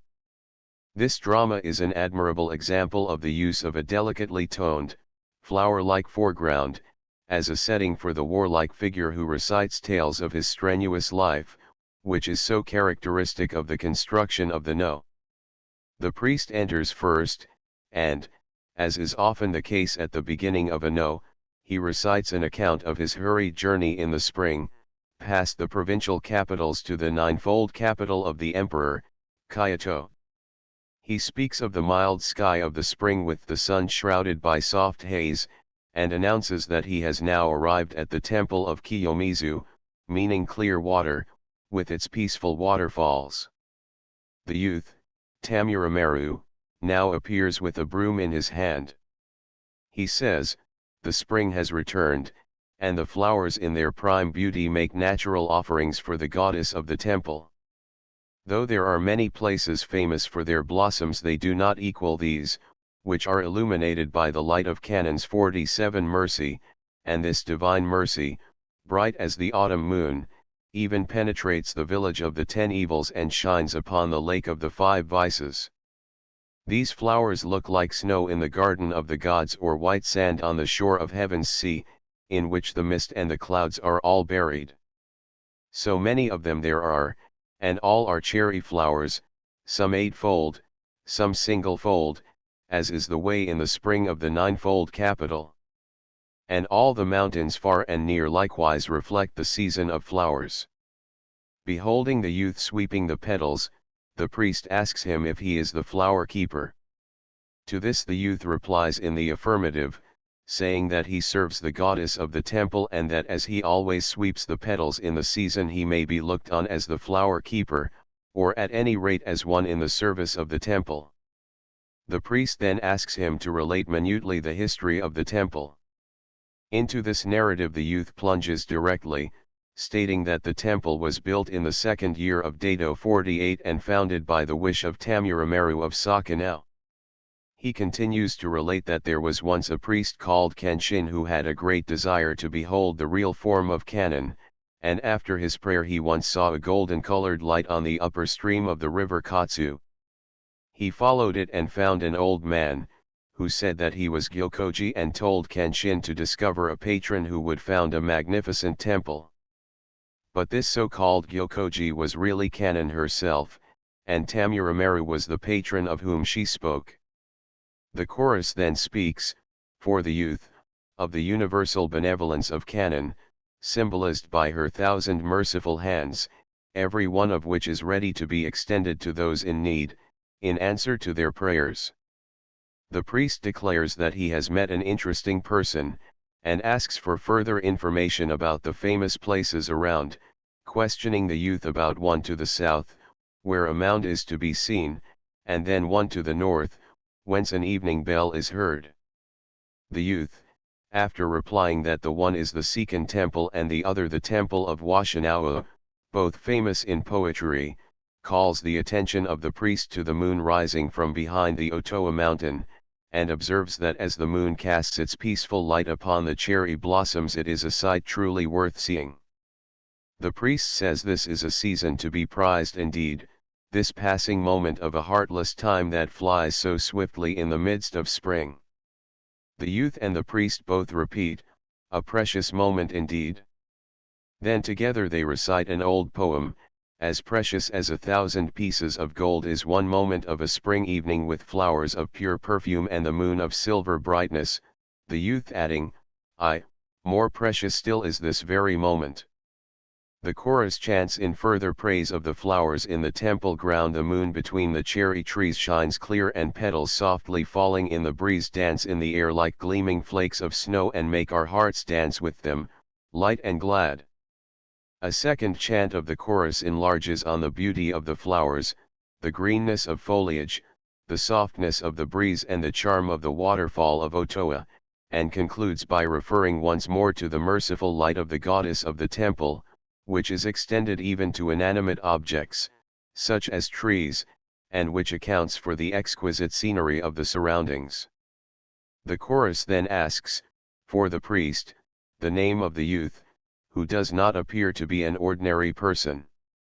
To this the youth replies, a nameless man am I, but if thou wishest to know who I am, observe where I am going. The chorus explains that the youth then opens the door of the shrine of Tamurameru, which is brightly lit by the moon, and disappears within. The second part of the play opens with the priest saying, under the shadow of a cherry tree all through the night I stand, the petals fall and dance in the air, the moon shines brilliant and clear, and in these beautiful surroundings I say the midnight prayer. Tamurameru then appears in the form of a warrior, saying, how thankful am I to hear the voice of prayer, the midnight prayer from a passing stranger. 'Tis Kannon's mercy, her help. Oh, how grateful I am. The priest observes how strange it is that he sees a manly figure in the light of the glittering flowers, and asks who it is. To this Tamurameru replies that he has now nothing to conceal, and begins to tell the story of his life by stating that in the reign of Emperor Hei's 49 he was Tamurameru of Sakinau, who was to conquer the eastern barbarians, the fiends, and that by the help of the goddess of this temple he had power to do it. The story is then told by the chorus, who recounts that, according to the emperor's declaration, the powerful and rebellious fiends in Sisu must be put down and peace must be restored. Tamurameru collected the army, and when ready to start he came to this temple and prayed to Kanan that he might gain the victory. There was a strange but good omen, breaks in Tamuramaru, and the chorus goes on to recount with what exultation he set out at once to strike at the rebels. Another chant of the chorus describes the march of Tamuramaru and his army to the seat of the rebels. They traveled far, going over the mountain pass of Osaka and through the forest of Owazu, stopping to adore the temple of Ishiyama, noted for its mirage, where also Kanan is enshrined, and crossing over the long bridge of Sita, which resounded gallantly as horses trotted over it. At last they reached the province of Ise, or Sisu, and, convinced of their victory, for they were waging a just war, were more encouraged than ever, every one of them desiring to show his bravery and strike the first blow at the rebels. Happily, moreover, with the help of Kanan, the fiends, though they were numerous, were unconscious of their arrival. With thundering voice, which shook trees and rivers, even the mountains, and which echoed through the heavens and reached to the deepest earth, Tamuramaru then spoke thus: "You, fiends, hear what I say. In older times there was once a rebel called Shikata, and the heavenly punishment descended upon him and the fiends who served him, and they were at once defeated." The chorus then describes how the fiends came on in battle, raising thick clouds and pouring down iron fire, and by their magic art creating thousands of armed men. They looked like the sea of Ise, or the forest of Ano, so mighty were they and so numerous. Tamuramaru breaks in, "There behold, how astonishing," and the chorus goes on to explain that over his own army the light of the thousand-handed cannon appeared, flying in space, with a bow of mercy and arrows of wisdom in each of her 1,000 hands, so that the arrows poured down like rain and hail over the enemy till all were struck and not one was left alive. Hence it was by Kanan's power that the victory was gained, and to her should be rendered eternal gratitude. The play, which was written essentially in praise of the virtues and powers of Kanan, is attributed to Moto Kiyo, the author of Kage Kiyo, CP 53. And of Tamura the Sumida River. Authorship of the play is attributed to Moto Masa, who was a grandchild of the famous Kiyotsugu, CP 7, and who died in 1459. The exact date of its composition is uncertain, but it was most likely within the first half of the 15th century. Outline of the story: a little child, the only son of his widowed mother, and owing to the laws regarding the continuation of families in Japan that means much more there than it does in Europe, was kidnapped from his home. The play opens a year after this had happened, and we meet the mother hurrying toward the Sumida River, which she crosses in the ferry. She has had a long journey from the city royal, Kyoto, in her search for the child. While she is in the ferryman tells the passengers of a festival to be held in the place that evening in memory of a little lad who died on the road just a year ago. The mother questions him, and learns that it is her child for whom the villagers are about to meet in prayer. The ferryman prevails on her to join in the prayers, and for a moment the ghost of the little one appears and speaks with her. Plate 7. Sumidagawa. This illustration from a Japanese colored woodcut is not so good as could be desired, but was the only one available. It shows the mother on the left, and reveals the simple, open way in which the actor wears the woman's mask. The little rectangular instrument at her feet is that used for striking the gong of prayer, CP 92. The small figure to the right is the ghost of the little son who died, and whom she has set out to seek. Notice his entirely unnatural wig of hair. In the square insets above him are representations of the birds of the city royal, CP 83, spoken of so much in the text, and the words "I adore the eternal Buddha" in Chinese ideographs. Comments on the play: in this note there is much greater expression of tender, human sentiment than is common in the pieces. It contains also several charming descriptions of nature, sometimes with a deeper meaning beneath them. For example, if one but waits, the wind vibrates the branches of the pine trees till they speak. Throughout the piece also there are very many allusions to and plays upon classical verses, particularly in relation to the Bird of the City Royal and Narahira's poems, cp. 83. The predominating thought in the piece, however, is the Buddhistic conception of the transitoriness of human life, and of the frail nature even of the bond that unites a loving mother and her child. Fleeting as are the gleaming drops of dew, desolate as the moor of Makuzu in autumn, is this world of lost delight. The Sumida River, a translation of the Japanese no, Sumida Gawa Dramatis Personae, the Mothershite, the ferryman Waki, a traveler. Spirit of the child. The chorus. Seen the banks of the Sumida River in the province of Musashi, toward evening.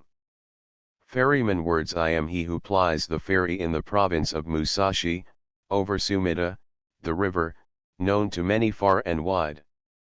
And today my boat must hurry with its many loads of people, for our village holds a festival of universal prayer. On this day both priest and layman, with no thought of their distinction, will remember this great matter and assemble one and all. Traveler's song. The goal of my long journey is the east, the goal of my long journey is the east, far Azuma 50, and like its distance stretch my days of travel, long in weary thought. Words from the capital. I travel 51, I who now am speaking to you, and I journey on to Azuma to visit there a friend. Song. Behind me rise the mountains I have passed, faint in the distance as the clouds and mists.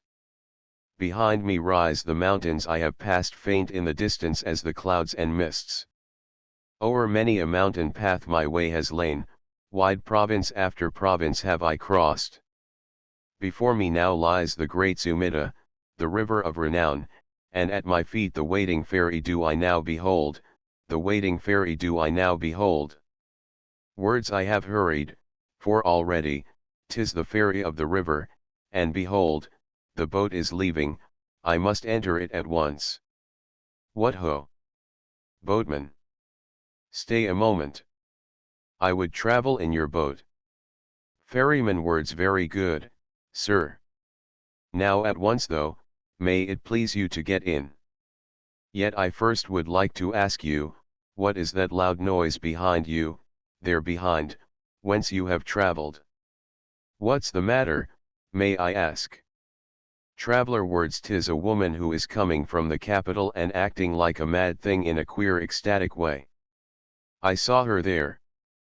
Ferryman. Words. Oh, in that case let us tarry till the mad thing can o'ertake us, we can stay the boat a little, for this way she'll surely come. The Mother's Song. 52. Darkness entire can never hold its sway within a mother's heart, and yet for love of her sweet child she is a wanderer. Ah! Painfully I know for the first time the bitter truth contained within these words. I ask all those who pass along the snowy way 53 to Azuma to say, where lies my little love? There is no news. Alas! No answer can I find. Shall I then ask the wind that blows unseen above? Chorus. If one but waits, the wind vibrates the branches of the pine trees till they speak. If one stays still, he often will have brought to him the tidings he does seek. 54. The Mother's Song. Fleeting as are the gleaming drops of dew, desolate as the moor of Makuzu in autumn, is this world of lost delight. Chorus. Fretted with sorrow pass her day and night. The Mother's Song. I am a woman who had lived for years at Kitajirikawa in the capital, when suddenly I lost my only child, lured from me by a man who kidnapped him. They told me that beyond Osaka's Pass 55, far to the east, to Azuma, he went. And since I heard it I have felt my mind losing its hold on ordinary things, set only, full of love, upon the way the child did follow. Tracing out the marks of his dear feet, I wander here and there. Chorus. Thousands of miles the journey is in length, yet never does the parent's heart forget the child she loves and seeks. So do we here. Chorus. 2. The nature of the bond 56 is transient, the bond is transient in this world, and yet parent and child are destined not to live in loving union even this short while. But, like the four birds in the fable old 57, between them cruel separation lies. And now, alas! The mother's loving search of her young child has come to its sad end, for she has reached the river Sumida 58, the river Sumida that flows between the province Shimatsuke and Musashi. The mother words pray, "O boatman, kindly let me also enter in your ferry." Ferryman words, who, then, art thou? Whither going? And from whence hast thou just come? The mother words, from the capital I travel, to Azuma, seeking someone. Ferryman words, in jest as thou art, then, from the city, and seem also to be mad, entertain us, show us something that is curious or funny. If thou doest not, I'll not let thee travel now upon this boat. The mother words, oh, how vexing! I expected on the ferry of Sumida, which is so renowned, the answer, enter now upon my boat, for the day is not yet over.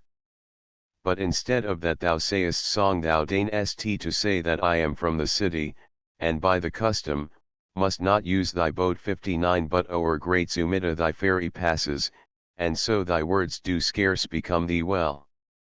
Ferryman words, it is true, thou art a person from the distant city royal, and thy gentle nurture tallies with its reputation here. The mother words, ah! That word, 60, I do remember.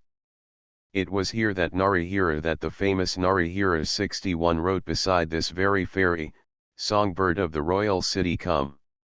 I ask of you a boon, if true, the name that they have given you, is she alive, the one I love, is she? Or is she not?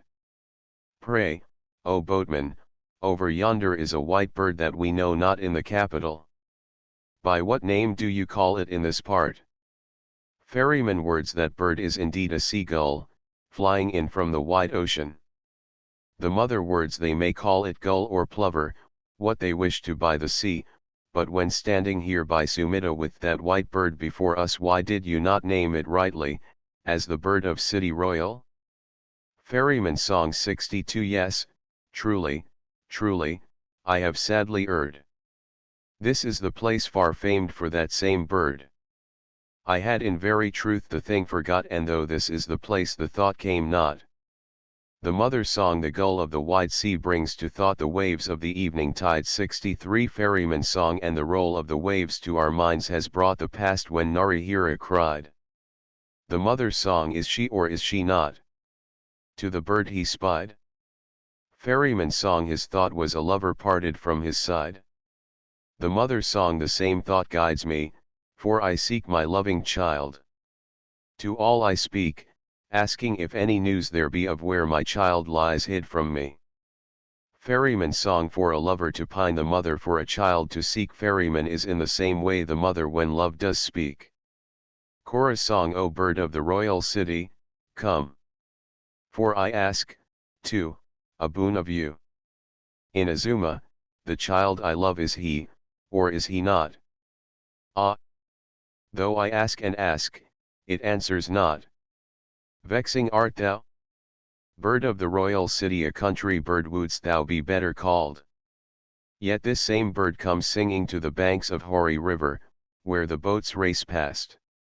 That river is in Naniwa, and this, the Sumida, flows down through Azuma. When one reflects on this, how vastly far in my lone journey do I seem to come. That being so low. Ferryman, I pray, the boat is full, but still is room for me, so let me enter. Ferryman, I say, so let me enter, and then push away.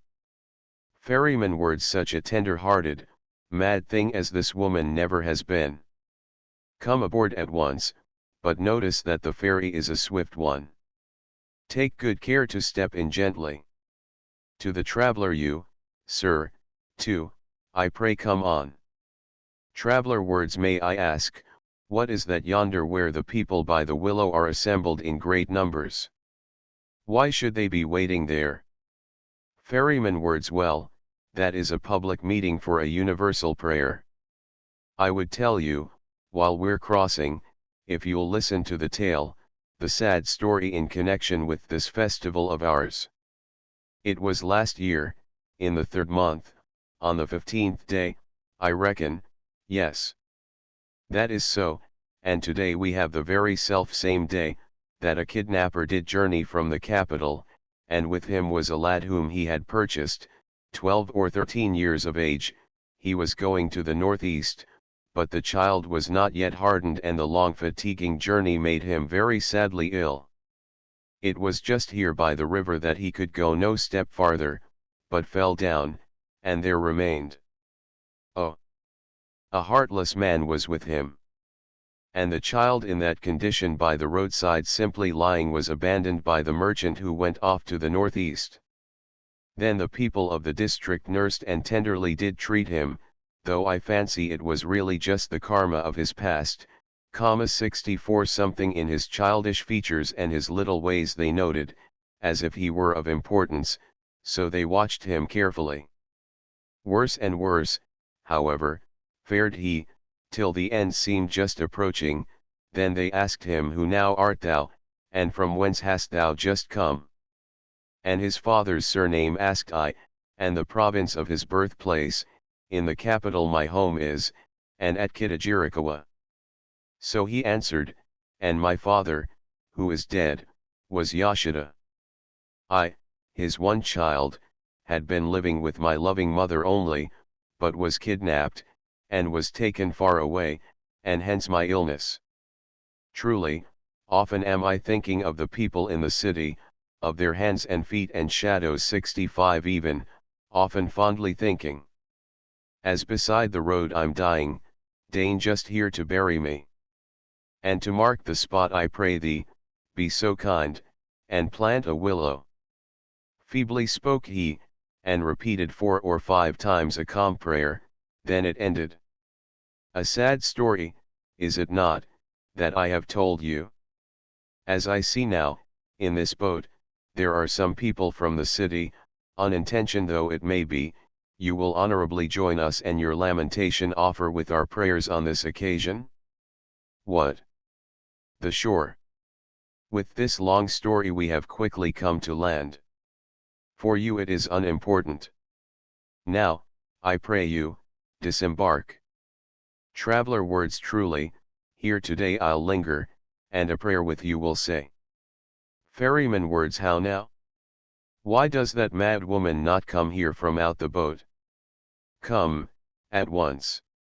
Come up, I beg you. Yet how tender-hearted is she.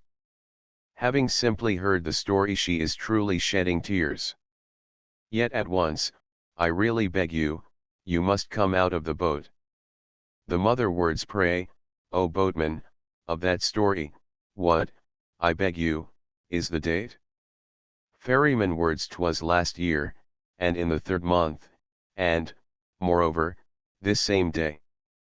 The mother words and that child, what age? Ferryman 12 years. The mother his name? Ferryman Umwakamaru was he. The mother and his father's surname know you? Ferryman 'twas a certain Yoshida. The mother and since then, the parents, have they never sent to make inquiries? Ferryman no relatives inquiring ever came. The mother but sure the mother. Ferryman it is strange beyond believing, but 'tis true I answer no. The mother song alas. Nor kith nor kin. It is too true.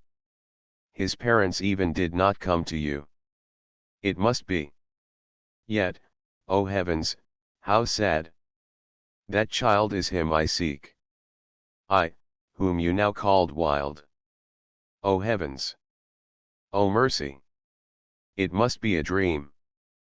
Ferryman words unutterable sorrow. Until now it lay outside me, it was other people's business. Now you say it was thy child? Pitiful! But wherefore grievest? He is now beyond recall. Come this way and I will show thee where his grave lies. Now 'tis near. This the tomb of him who left us.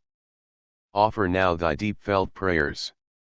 The mother's song, e'en though I feared it might be so, till now hope led me on to make this journey long to distant, unfamiliar Azuma, but at the end of the sad way I find naught in this world but mark of where he lies. Ah! Cruel is it, if his fate was death, that he should leave his birthplace and have come to a road corner in strange Azuma, and mingled with the roadside earth to lie beneath a tangled mass of springtime's weeds, beneath this very ground, so it doth seem. Chorus: I then shown unto the mother in earth's form, may there appear the dear one of her world. 2. The one is taken who might be of use. The one is taken who might be of use. The one whose work is over does remain, the mother, like a withered broom tree left. 66. In whose mind comes and goes his likeness dear, as things are wont in this uncertain world. To man at any moment may come grief, like heartless storm that shatters blooming boughs. The voice of such a storm has called up clouds that fly unsettled and have hid the moon that else had lit the long night of her life. Yea, verily how fleeting must the world appear to her before us now. Alas! Yea, verily how fleeting must the world appear to her before us now. Alas! Ferryman words: now, however much thou grievest, 'tis of no avail whatever, join then with us in the prayer for his good in future worlds. Song: the moon has risen, and the river breeze blows cool. 'Tis late already, and the gong tolls out, and we should be upon our knees. 67. The mother's song: but still the mother in her agony no prayer can voice, but only weeping lie upon the ground that hides her darling joy. Ferryman words: yea, 'tis sorrowful, though others have assembled in large numbers, it is thy prayer that his spirit surely would rejoice to hear. Song: I place the gong. 68. Now in the mother's hand. The mother's song: true, 'tis for my child's sake, as I am told, and in my own hands now the gong I hold.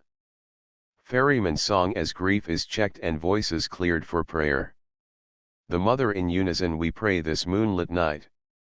Ferryman: our thoughts united, to the west. 69. We turn.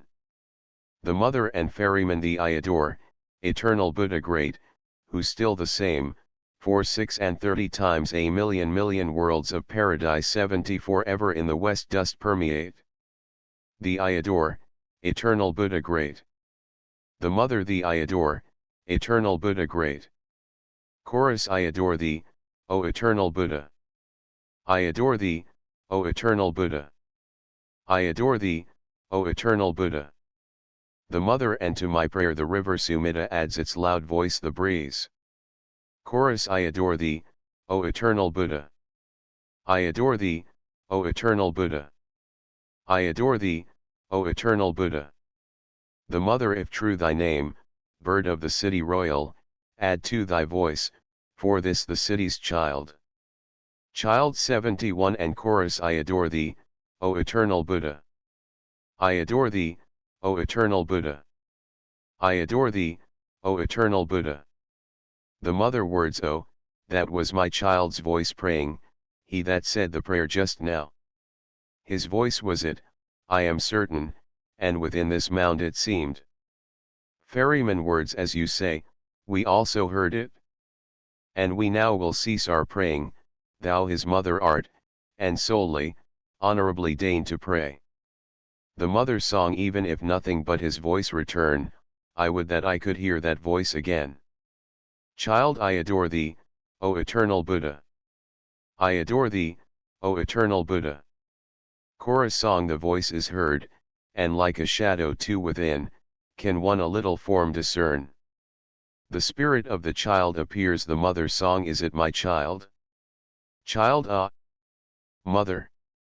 Is it you? The spirit disappears. Chorus song: the mutual clasp of hand in hand exchanged, once more he vanished as he first had come, but in her thought increasingly the form of his reflection did repeat itself as in a polished mirror, to and fro. While gazing at the vision came the dawn and dimly flushed the sky, till naught was left. While what appeared to be the child is now a mound grown thickly o'er with tangled weeds, it has become naught but a rushy marsh, a mark of what was once so very dear. Ah, pitiful indeed is this our life, ah, pitiful indeed is this our life. End of the Sumida River English Bibliography of the No. There is no English book entirely on the No, but the following works contain chapters on, and translations of, some of them. Aston, W. G. A History of Japanese Literature. Heinemann, London, 1899. See pages 199 to 213. Brinkley, F. Japan, Its History, Arts, and Literature, Volume 3. Jack, London, 1903. See pages 28 to 48. Chamberlain, B. H. The Classical Poetry of the Japanese. Boston, 1880. See pages 137 to 185. Reprinted with additions and deletions as Japanese Poetry. London, 1911. See pages 109 to 144. Dickens, F. V. Primitive and Medieval Japanese Texts Translated into English. Clarendon Press, Oxford, 1906. See pages 391 to 412. Also volume of Romanized texts of the same. Edwards, O. Japanese Plays and Playfellows. London, 1901. See pages 39 to 61. Sansom, G. B. Translations from Lyrical Drama, No Transaction Asiatic SOC Japan, 1911, Volume 38, Part 3, pages 125 to 176. Stopes, M. C. A Japanese Medieval Drama. Transaction Royal SOC Literature, London, 1909, Volume XXIX, Part 3, pages 153 to 178. By the same author. A Journal from Japan by Dr. Marie C. Stopes. The Diary of a Year and a Half's Travel into the Wilds of Japan, as well as of sojourn in its capital. The Spectator says, a most interesting and illuminating work. The Athenaeum says, remarkably naive and fresh. The Literary World says, has a peculiar freshness and vivacity added to a clear style. The Daily Telegraph says, should take its place among the very best works on the Far East. The Nation says, the lighter touches are fresh and distinctly amusing. Footnotes 1. The Sumida River formed the subject of a paper read before the Royal Society of Literature. The translators acknowledge with gratitude the kindness of the Council in allowing them to republish the major part of the verse in the form in which it appeared in the Transactions of the Royal Society of Literature in 1909. 2. Transaction Roy. SOC Literature, London, Volume 29, pages 156 to 7. 3. Transaction Asiatic SOC Japan, Volume 35, pt 4. 1908. 4. Primitive and Medieval Japanese Texts, p. 399. 5. History of Japanese Literature, p. 207. 6. The Land and Sea Breezes, which blow regularly only in fine weather. 7. Transaction Asiatic SOC Japan, Volume 38, pt 3, p. 174. 8. Page 39. This piece in the current original is called Motomezuka, which means, the Saw Tomb. In older versions it was previously called Otomezuka, meaning the Maiden's Tomb, by which name the story was also known in the Yamato Monogatari, Tales of Japan, written nearly 1,000 years ago. Otome and Motome sounding so similar in Japanese, and, as the two men came seeking the tomb, the name was changed in the text of the Japanese No, but as the older name both has priority and is more euphonious, I revert to the older title. This piece is one of the 11 most important yoteias, and the Shites part is a particularly difficult one to chant. 9. The long lines are translations of the words in the play. As these words are not ordinary prose, it seems better not to put them into English prose from which they are so remote. CP 33. 10. Page 40. The original reads Akuta on ono no asakazeni now saikurutomoto kana. Here the meaning is very confused. The word for sleeves, tomoto, following in the Japanese mind from kuru, which means to turn, in saikuru, it is cold. 11. Page 40. This brings a picture to mind of the contrast between city and country life. An old institution among the well-to-do people of the capital is to make a pleasure picnic for the gathering of the young green shoots in very early spring. It was a general custom to eat the 7 greens on the 7th day of January each year, and the poor people in the country hamlets make it one of their slender sources of revenue, to gather these green shoots early in January, for the city market. 12. Page 41. Akuta, the name of the hamlet, has the same sound, though it is written differently, as the Chinese character for numerous. 13. Page 42. The Chinese character for the name Ono reads little field, then there is the suggestion that there is little in the way of green sprouts yet. 14. Page 42. The word prize is left out in the original out of politeness. 15. The 3 parts of this song are chanted in different tones. 16. Page 43. Quotation from an old poem. The stanza speaks of the attractiveness of village maidens gathering young leaves. 17. Page 43. Quotation from an old poem. The owner of the field is hoping that the time will soon come for plucking the shoots. He is impatient, and sends the watchman to see if it is not yet time. This idea leads up to likewise dost haste in one of the following lines. 18. Page 43. A part of another old stanza. 19. Page 44. Still another quotation from an old poem, introduced for the word furu. To fall and old are both furu in Japanese, and older leaves in one of the following lines is furu ha. 20. Page 44. I.e. purple. As is common in Japanese poetry, the word purple is not actually used, but is called the related color. As a color, the Japanese word murasaki is purple, and it is also applied to a herb with deep purple-colored flowers. This plant's color is so intensely purple that all the herbs growing near it are supposed to show the same color. From such an idea, purple color is known in poetry as yukari no iro, the related color. In the present lines, part of an old stanza is introduced for the sake of recalling the word murasaki, and this in turn leads on to yukari no na in the first line of the chorus. 21. Page 44. According to an old tale, a lover, crossing a pontoon bridge, fell between the boats and was drowned.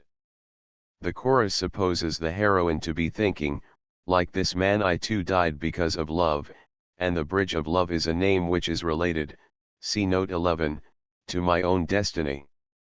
22. Page 45. The shepherd's purse is one of the 7 herbs. Koan is in China, and the old name of China was Kara, so that the mention of Koan brings Kara to mind, which in turn suggests the word kare, hot, used in the next line. 23. Page 45. The dawn is sometimes called the whitening in Japanese. 24. Note the change of person. Of course she has really been speaking of herself from the beginning. 25. Page 47. Akuta means the living field, or field of life, and as she is about to die the name is meaningless to her. 26. Page 47. Depending on an old poem in which the short growth of the summer horns is used to express the idea of brief time. An alternative translation of this line would be, short is my night's sleep, short are a stag's horns, but these words do not convey to an English reader anything like the meaning the Japanese carries. In the original the word tsuka means either a tomb or a grasp, and it acts as a pivot word. In the sense of tomb it leads to the weeds growing on her tomb, which is the essential part, and in the sense of grasp it suggests shortness, and inasmuch as a stag's horns are so short in summer as to be within the grasp of a hand, their shortness is suggested, and this in turn suggests a night's sleep in summer. This train of thought would probably not occur had it not been rendered a classical picture by an old and well-known stanza. 27 page 48 He is using the words of the Buddhist scriptures. Though in popular belief the hells and torments, as well as the world, exist, yet the higher philosophy of Buddhism holds that all is appearance only, and that the soul that realizes this frees itself from the sufferings and restrictions of the grosser existence. 28 page 52 Popular Buddhistic teaching postulates 8 hells. 1. The hell of equality, where all sinners go first. 2. The hell of black rope, where they are tied and led by devil jailers. 2. 3. The hell of gathering. Then comes, 4. The hell of cries. 5. Of bitter cries. 6. The hell of heat. 7. Of utmost heat. And lastly, 8. The hell of infinite depth. 29 page 53 Kage-Kyo's full name is Aku Shishabio Kage-Kyo. Aku literally means wicked, but sometimes has a special meaning of wild or boisterous, as in the present case, where it intimates that the man is rough in manners and strong in arms. 30 I have put this all in 1 meter, making no difference between the words and song. CP 33. 31 page 56 In the original it reads, Kamegagaetsu in Kamakura, but as this will not fit into any possible meter the first word is left out. 32 page 56 Tara becomes Hei when compounded with the following character, thus Tara house is Heike. Similarly Minamoto becomes Gen, thus Genji is the Minamoto family.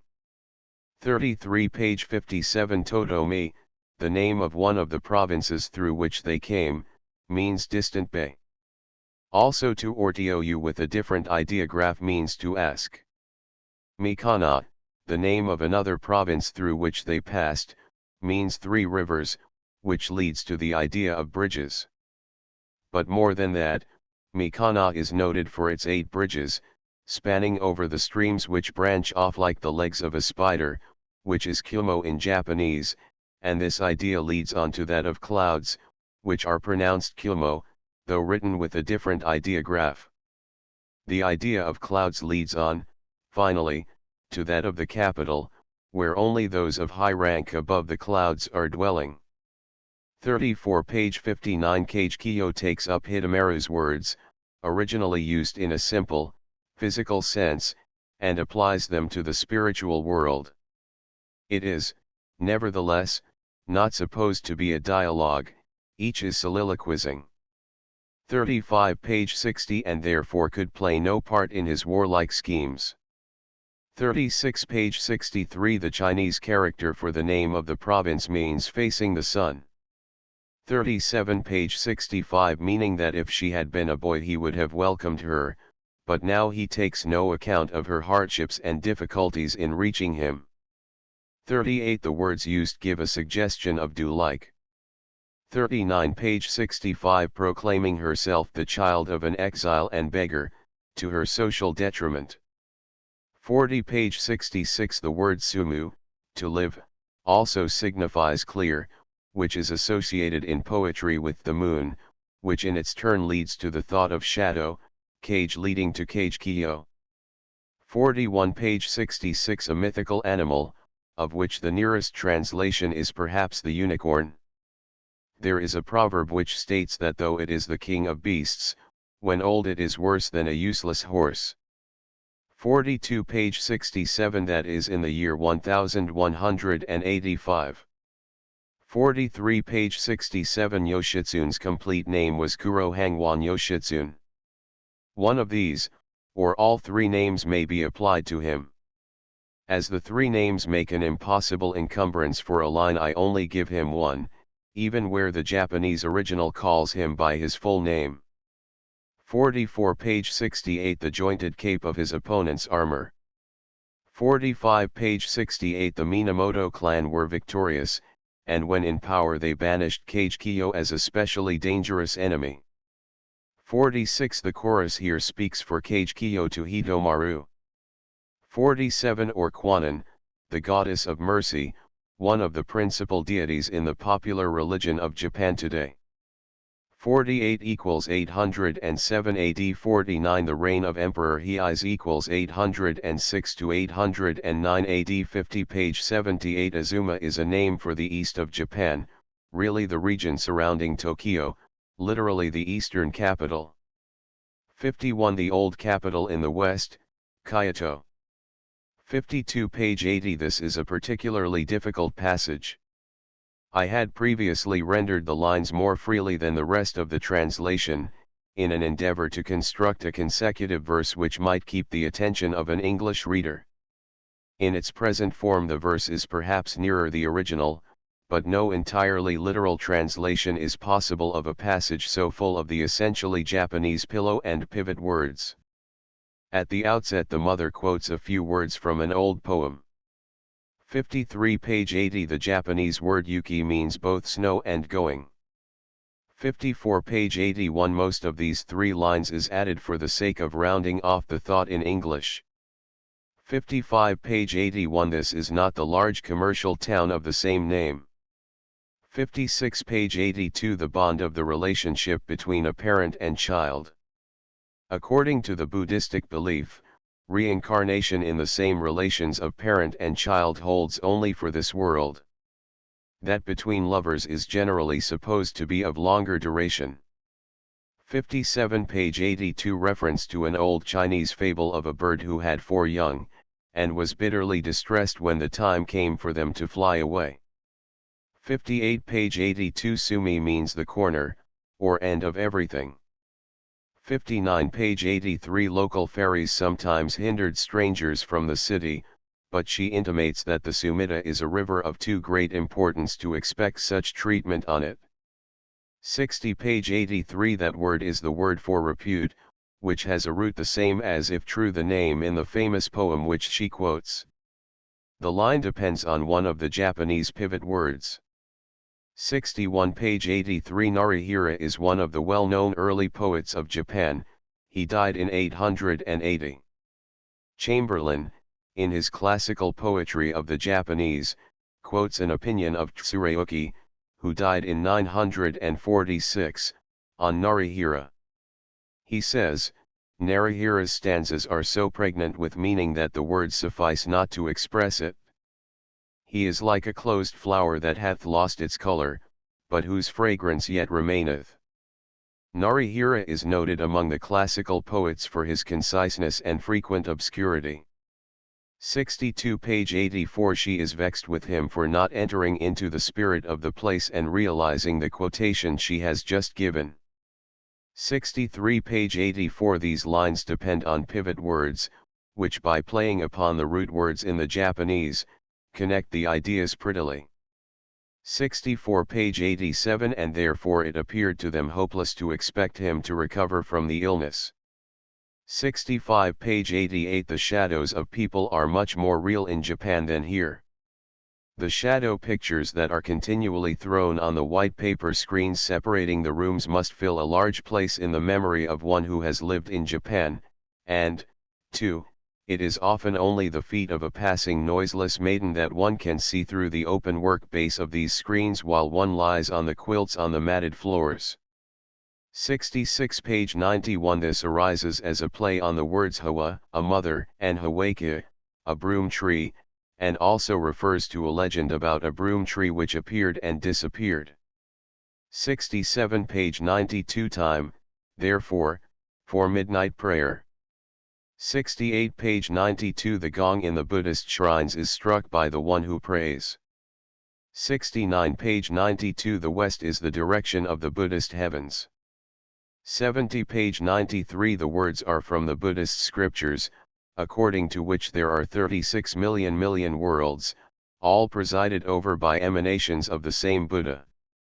71 The voice of the child's spirit is heard accompanied by the chorus's chant. Transcribers note illustrations have been moved next to the text to which they refer. Their locations may no longer correspond to the list of illustrations. The printed text contained both footnotes and endnotes. These have been combined, and all notes moved to the end of the text. A footnote on P39, the numbers refer to notes at the end of the volume, explaining the printed system has been removed. The following apparent errors have been corrected. Advertisement page 10's changed to 10SP11, note, pages 156 to 7 changed to pages 156-7. Illustration, plan of stage, at the ront changed to at the front P15 Kakama changed to Hakama P30 the world is at P/soft blows changed to the world is at P/soft blow P30 very first / in that they meet changed to very first / in that they meet P31, note, P174 changed to P174 P57 Totomi changed to Totomi P81 to Asuma changed to Azuma P103 Playfellows changed to Playfellows P104 Amusing changed to Amusing. The following possible errors have not been changed. P4 right P31 contain the breeze P41 springtime sprout pages 55 to 56 the line when in their warships were the Terra clan, was repeated P65 face to face P67 mismatched quotation marks following in our last P68 to look upon the following are used inconsistently. Daimyos and daimyos ideograph and ideograph Kuro and Kuro lifelike and lifelike lifelong and lifelong its Yozumi and its Yozumi reincarnation and reincarnation woodcut and woodcut. End of the Project Gutenberg ebook Plays of Old Japan. The no updated editions will replace the previous one. The old editions will be renamed. Creating the works from print editions not protected by U.S. copyright law means that no one owns a United States copyright in these works, so the Foundation, and you, can copy and distribute it in the United States without permission and without paying copyright royalties. Special rules, set forth in the general terms of use part of this license, apply to copying and distributing Project Gutenberg trademark electronic works to protect the Project Gutenberg trademark concept and trademark. Project Gutenberg is a registered trademark, and may not be used if you charge for an ebook, except by following the terms of the trademark license, including paying royalties for use of the Project Gutenberg trademark. If you do not charge anything for copies of this ebook, complying with the trademark license is very easy. You may use this ebook for nearly any purpose such as creation of derivative works, reports, performances, and research. Project Gutenberg ebooks may be modified and printed and given away. You may do practically anything in the United States with ebooks not protected by U.S. copyright law. Redistribution is subject to the trademark license, especially commercial redistribution. Start, full license. The full Project Gutenberg license. Please read this before you distribute or use this work to protect the Project Gutenberg trademark mission of promoting the free distribution of electronic works. By using or distributing this work, or any other work associated in any way with the phrase Project Gutenberg, you agree to comply with all the terms of the full Project Gutenberg trademark license available with this file or online at www.gutenberg.org/license. Section 1. General Terms of Use and Redistributing Project Gutenberg Trademark Electronic Works 1.a.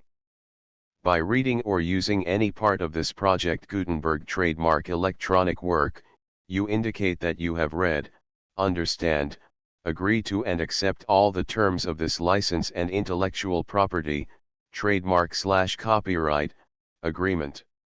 If you do not agree to abide by all the terms of this agreement, you must cease using and return or destroy all copies of Project Gutenberg trademark electronic works in your possession. If you paid a fee for obtaining a copy of or access to a Project Gutenberg trademark electronic work and you do not agree to be bound by the terms of this agreement, you may obtain a refund from the person or entity to whom you paid the fee as set forth in paragraph 1.e.8. 1.b Project Gutenberg is a registered trademark. It may only be used on or associated in any way with an electronic work by people who agree to be bound by the terms of this agreement. There are a few things that you can do with most Project Gutenberg trademark electronic works even without complying with the full terms of this agreement. See paragraph 1.c below. There are a lot of things you can do with Project Gutenberg trademark electronic works if you follow the terms of this agreement and help preserve free future access to Project Gutenberg trademark electronic works. See paragraph 1.e below.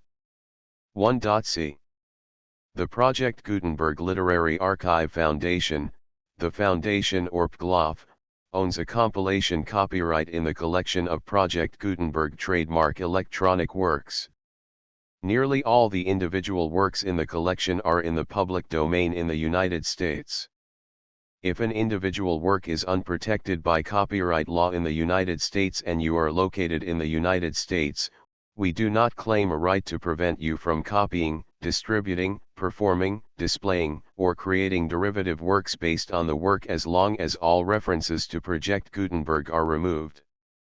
Of course, we hope that you will support the Project Gutenberg trademark mission of promoting free access to electronic works by freely sharing Project Gutenberg trademark works in compliance with the terms of this agreement for keeping the Project Gutenberg trademark name associated with the work.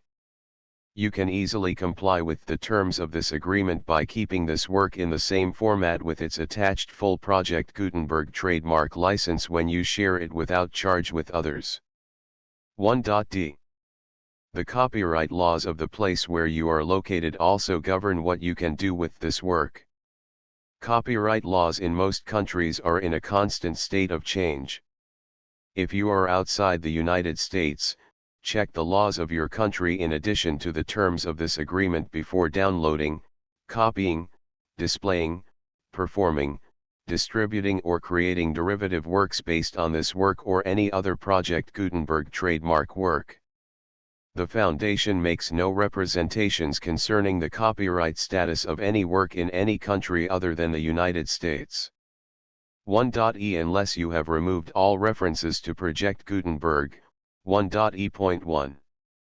The following sentence, with active links to, or other immediate access to, the full Project Gutenberg trademark license must appear prominently whenever any copy of a Project Gutenberg trademark work, any work on which the phrase Project Gutenberg appears, or with which the phrase Project Gutenberg is associated, is accessed, displayed, performed, viewed, copied or distributed.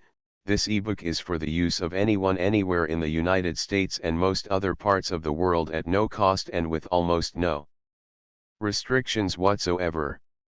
You may copy it, give it away or reuse it under the terms of the Project Gutenberg license included with this ebook or online at www.gutenberg.org. If you are not located in the United States, you will have to check the laws of the country where you are located before using this ebook. 1.e.2. If an individual Project Gutenberg trademark electronic work is derived from texts not protected by U.S. copyright law, does not contain a notice indicating that it is posted with permission of the copyright holder, the work can be copied and distributed to anyone in the United States without paying any fees or charges. If you are redistributing or providing access to a work with the phrase Project Gutenberg associated with or appearing on the work, you must comply either with the requirements of paragraphs 1.e.1 through 1.e.7 or obtain permission for the use of the work and the Project Gutenberg trademark as set forth in paragraphs 1.e.8 or 1.e.9. 1.e.3. If an individual Project Gutenberg trademark electronic work is posted with the permission of the copyright holder, your use and distribution must comply with both paragraphs 1.e.1 through 1.e.7 and any additional terms imposed by the copyright holder. Additional terms will be linked to the Project Gutenberg trademark license for all works posted with the permission of the copyright holder found at the beginning of this work. 1.e.4. Do not unlink or detach or remove the full Project Gutenberg trademark license terms from this work, or any files containing a part of this work or any other work associated with Project Gutenberg trademark. 1.e.5. Do not copy, display, perform, distribute or redistribute this electronic work, or any part of this electronic work, without prominently displaying the sentence set forth in paragraph 1.e.1 with active links or immediate access to the full terms of the Project Gutenberg trademark license. 1.e.6. You may convert to and distribute this work in any binary, compressed, marked up, non-proprietary or proprietary form, including any word processing or hypertext form. However, if you provide access to or distribute copies of a Project Gutenberg trademark work in a format other than plain vanilla ASCII or other format used in the official version posted on the official Project Gutenberg trademark website, www.gutenberg.org, you must, at no additional cost, fee, or expense to the user, provide a copy, a means of exporting a copy, or a means of obtaining a copy upon request, of the work in its original plain vanilla ASCII or other form. Any alternate format must include the full Project Gutenberg trademark license as specified in paragraph 1.e.1. 1.e.7. Do not charge a fee for access to, viewing, displaying, performing, copying or distributing any Project Gutenberg trademark works unless you comply with paragraph 1.e.8 or 1.e.9. 1.e.8. You may charge a reasonable fee for copies of or providing access to or distributing Project Gutenberg trademark electronic works provided that, you pay a royalty fee of 20% of the gross profits you derive from the use of Project Gutenberg trademark works calculated using the method you already use to calculate your applicable taxes. The fee is owed to the owner of the Project Gutenberg trademark, but he has agreed to donate royalties under this paragraph to the Project Gutenberg Literary Archive Foundation.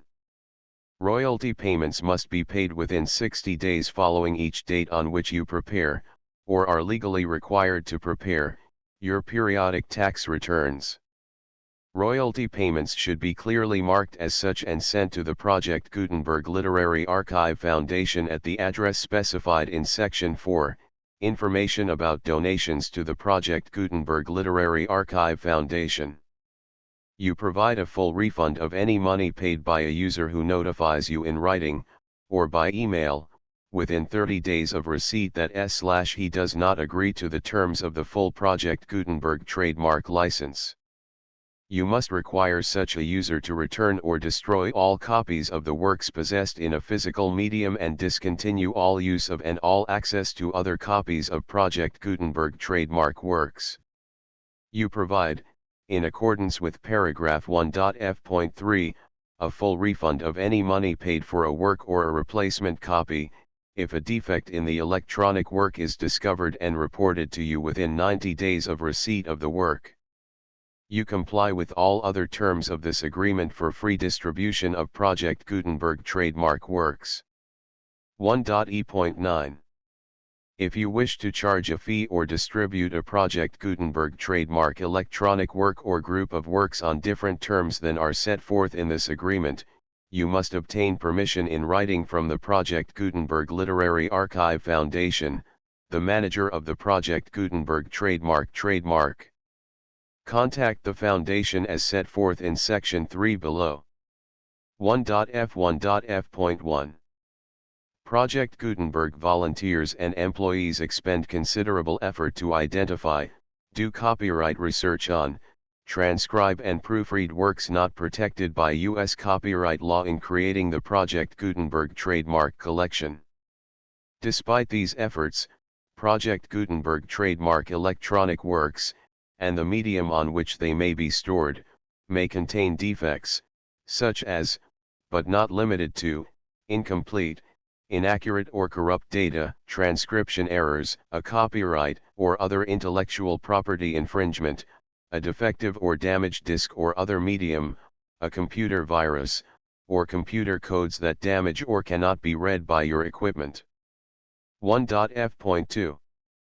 Limited warranty, disclaimer of damages, except for the right of replacement or refund described in paragraph 1.f.3, the Project Gutenberg Literary Archive Foundation, the owner of the Project Gutenberg trademark, and any other party distributing a Project Gutenberg trademark electronic work under this agreement, disclaim all liability to you for damages, costs, and expenses, including legal fees. You agree that you have no remedies for negligence, strict liability, breach of warranty or breach of contract except those provided in paragraph 1.f.3.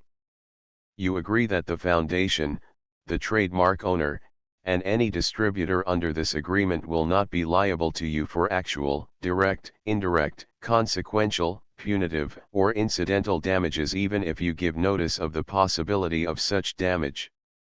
1.f.3. Limited right of replacement or refund. If you discover a defect in this electronic work within 90 days of receiving it, you can receive a refund of the money, if any, you paid for it by sending a written explanation to the person you received the work from. If you received the work on a physical medium, you must return the medium with your written explanation. The person or entity that provided you with the defective work may elect to provide a replacement copy in lieu of a refund.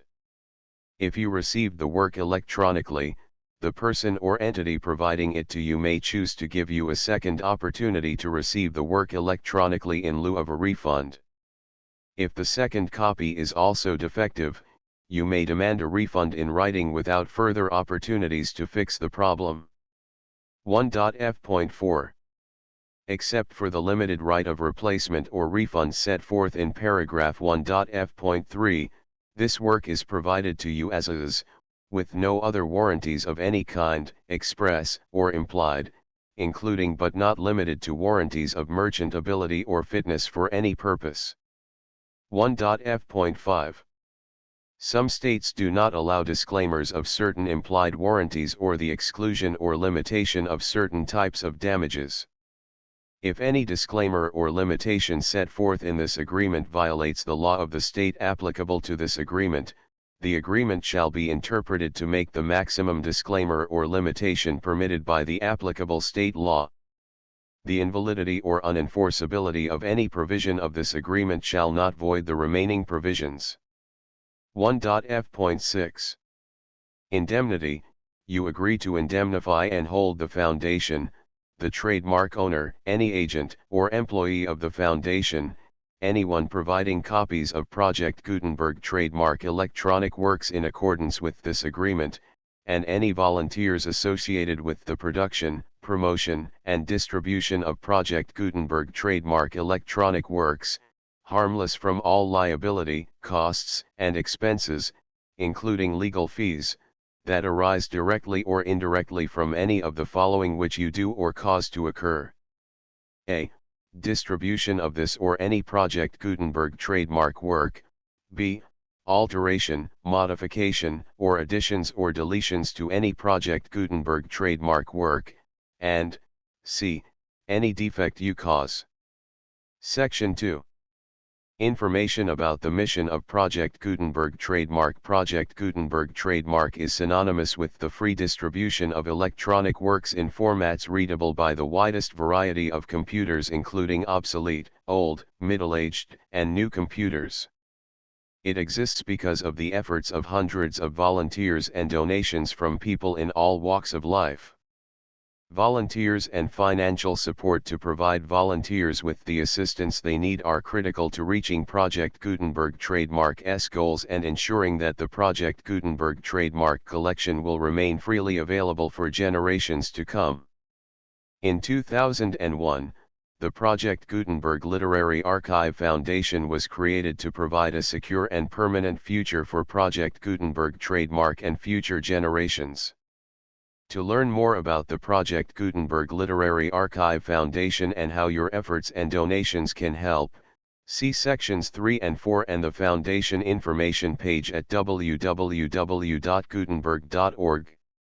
Section 3. Information about the Project Gutenberg Literary Archive Foundation. The Project Gutenberg Literary Archive Foundation is a non-profit 501(c) 3. Educational corporation organized under the laws of the state of Mississippi and granted tax-exempt status by the Internal Revenue Service. The Foundation's IN or Federal Tax Identification Number is 64-6221541. Contributions to the Project Gutenberg Literary Archive Foundation are tax-deductible to the full extent permitted by U.S. federal laws and your state's laws. The Foundation's business office is located at 809 North 1500 West, Salt Lake City, Utah 84116801596-1887. Email contact links and up-to-date contact information can be found at the Foundation's website and official page at www.gutenberg.org/contact section 4. Information about donations to the Project Gutenberg Literary Archive Foundation. Project Gutenberg trademark depends upon and cannot survive without widespread public support and donations to carry out its mission of increasing the number of public domain and licensed works that can be freely distributed in machine-readable form accessible by the widest array of equipment including outdated equipment. Many small donations, $1 to $5,000, are particularly important to maintaining tax-exempt status with the IRS. The Foundation is committed to complying with the laws regulating charities and charitable donations in all 50 states of the United States. Compliance requirements are not uniform and it takes a considerable effort, much paperwork, and many fees to meet and keep up with these requirements. We do not solicit donations in locations where we have not received written confirmation of compliance.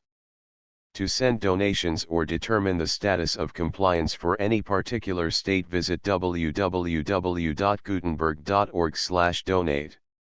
While we cannot and do not solicit contributions from states where we have not met the solicitation requirements, we know of no prohibition against accepting unsolicited donations from donors in such states who approach us with offers to donate.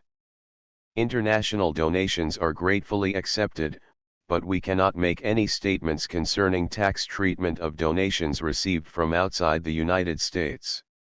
U.S. laws alone swamp our small staff. Please check the Project Gutenberg web pages for current donation methods and addresses. Donations are accepted in a number of other ways including checks, online payments, and credit card donations. To donate, please visit www.gutenberg.org/donate. Section 5.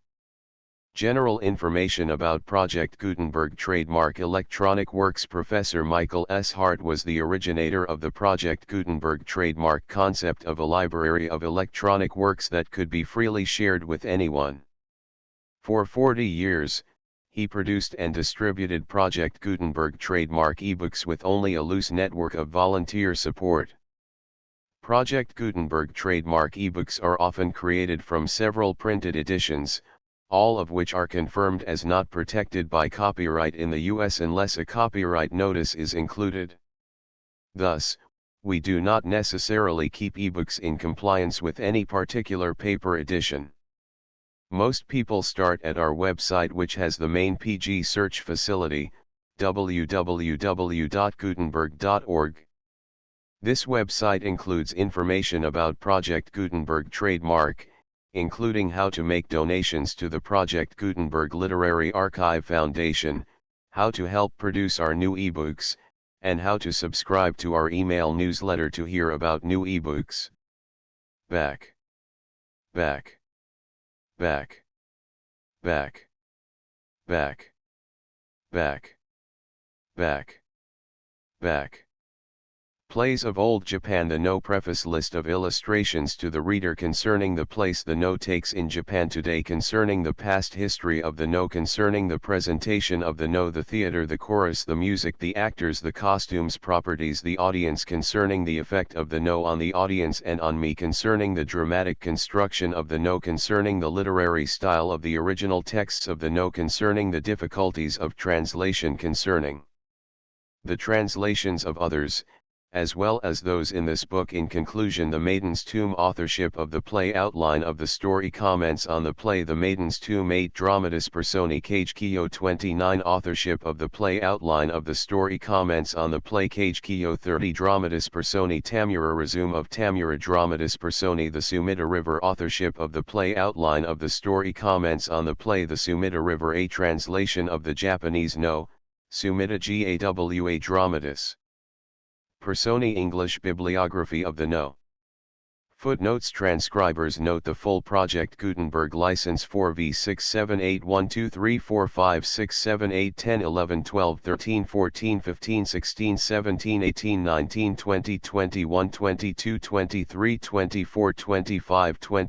27 28 29 30 31 32 34 35 36 37 38 39 40 41 42 43 44 45 46 51 53 54 55 56 59 60 61 60 61 62 67 68 70 71 72 73 74 75 76 77 78 79 80 82 83 84 85 90 93 94 96 97 98 99 100 101 102 103 104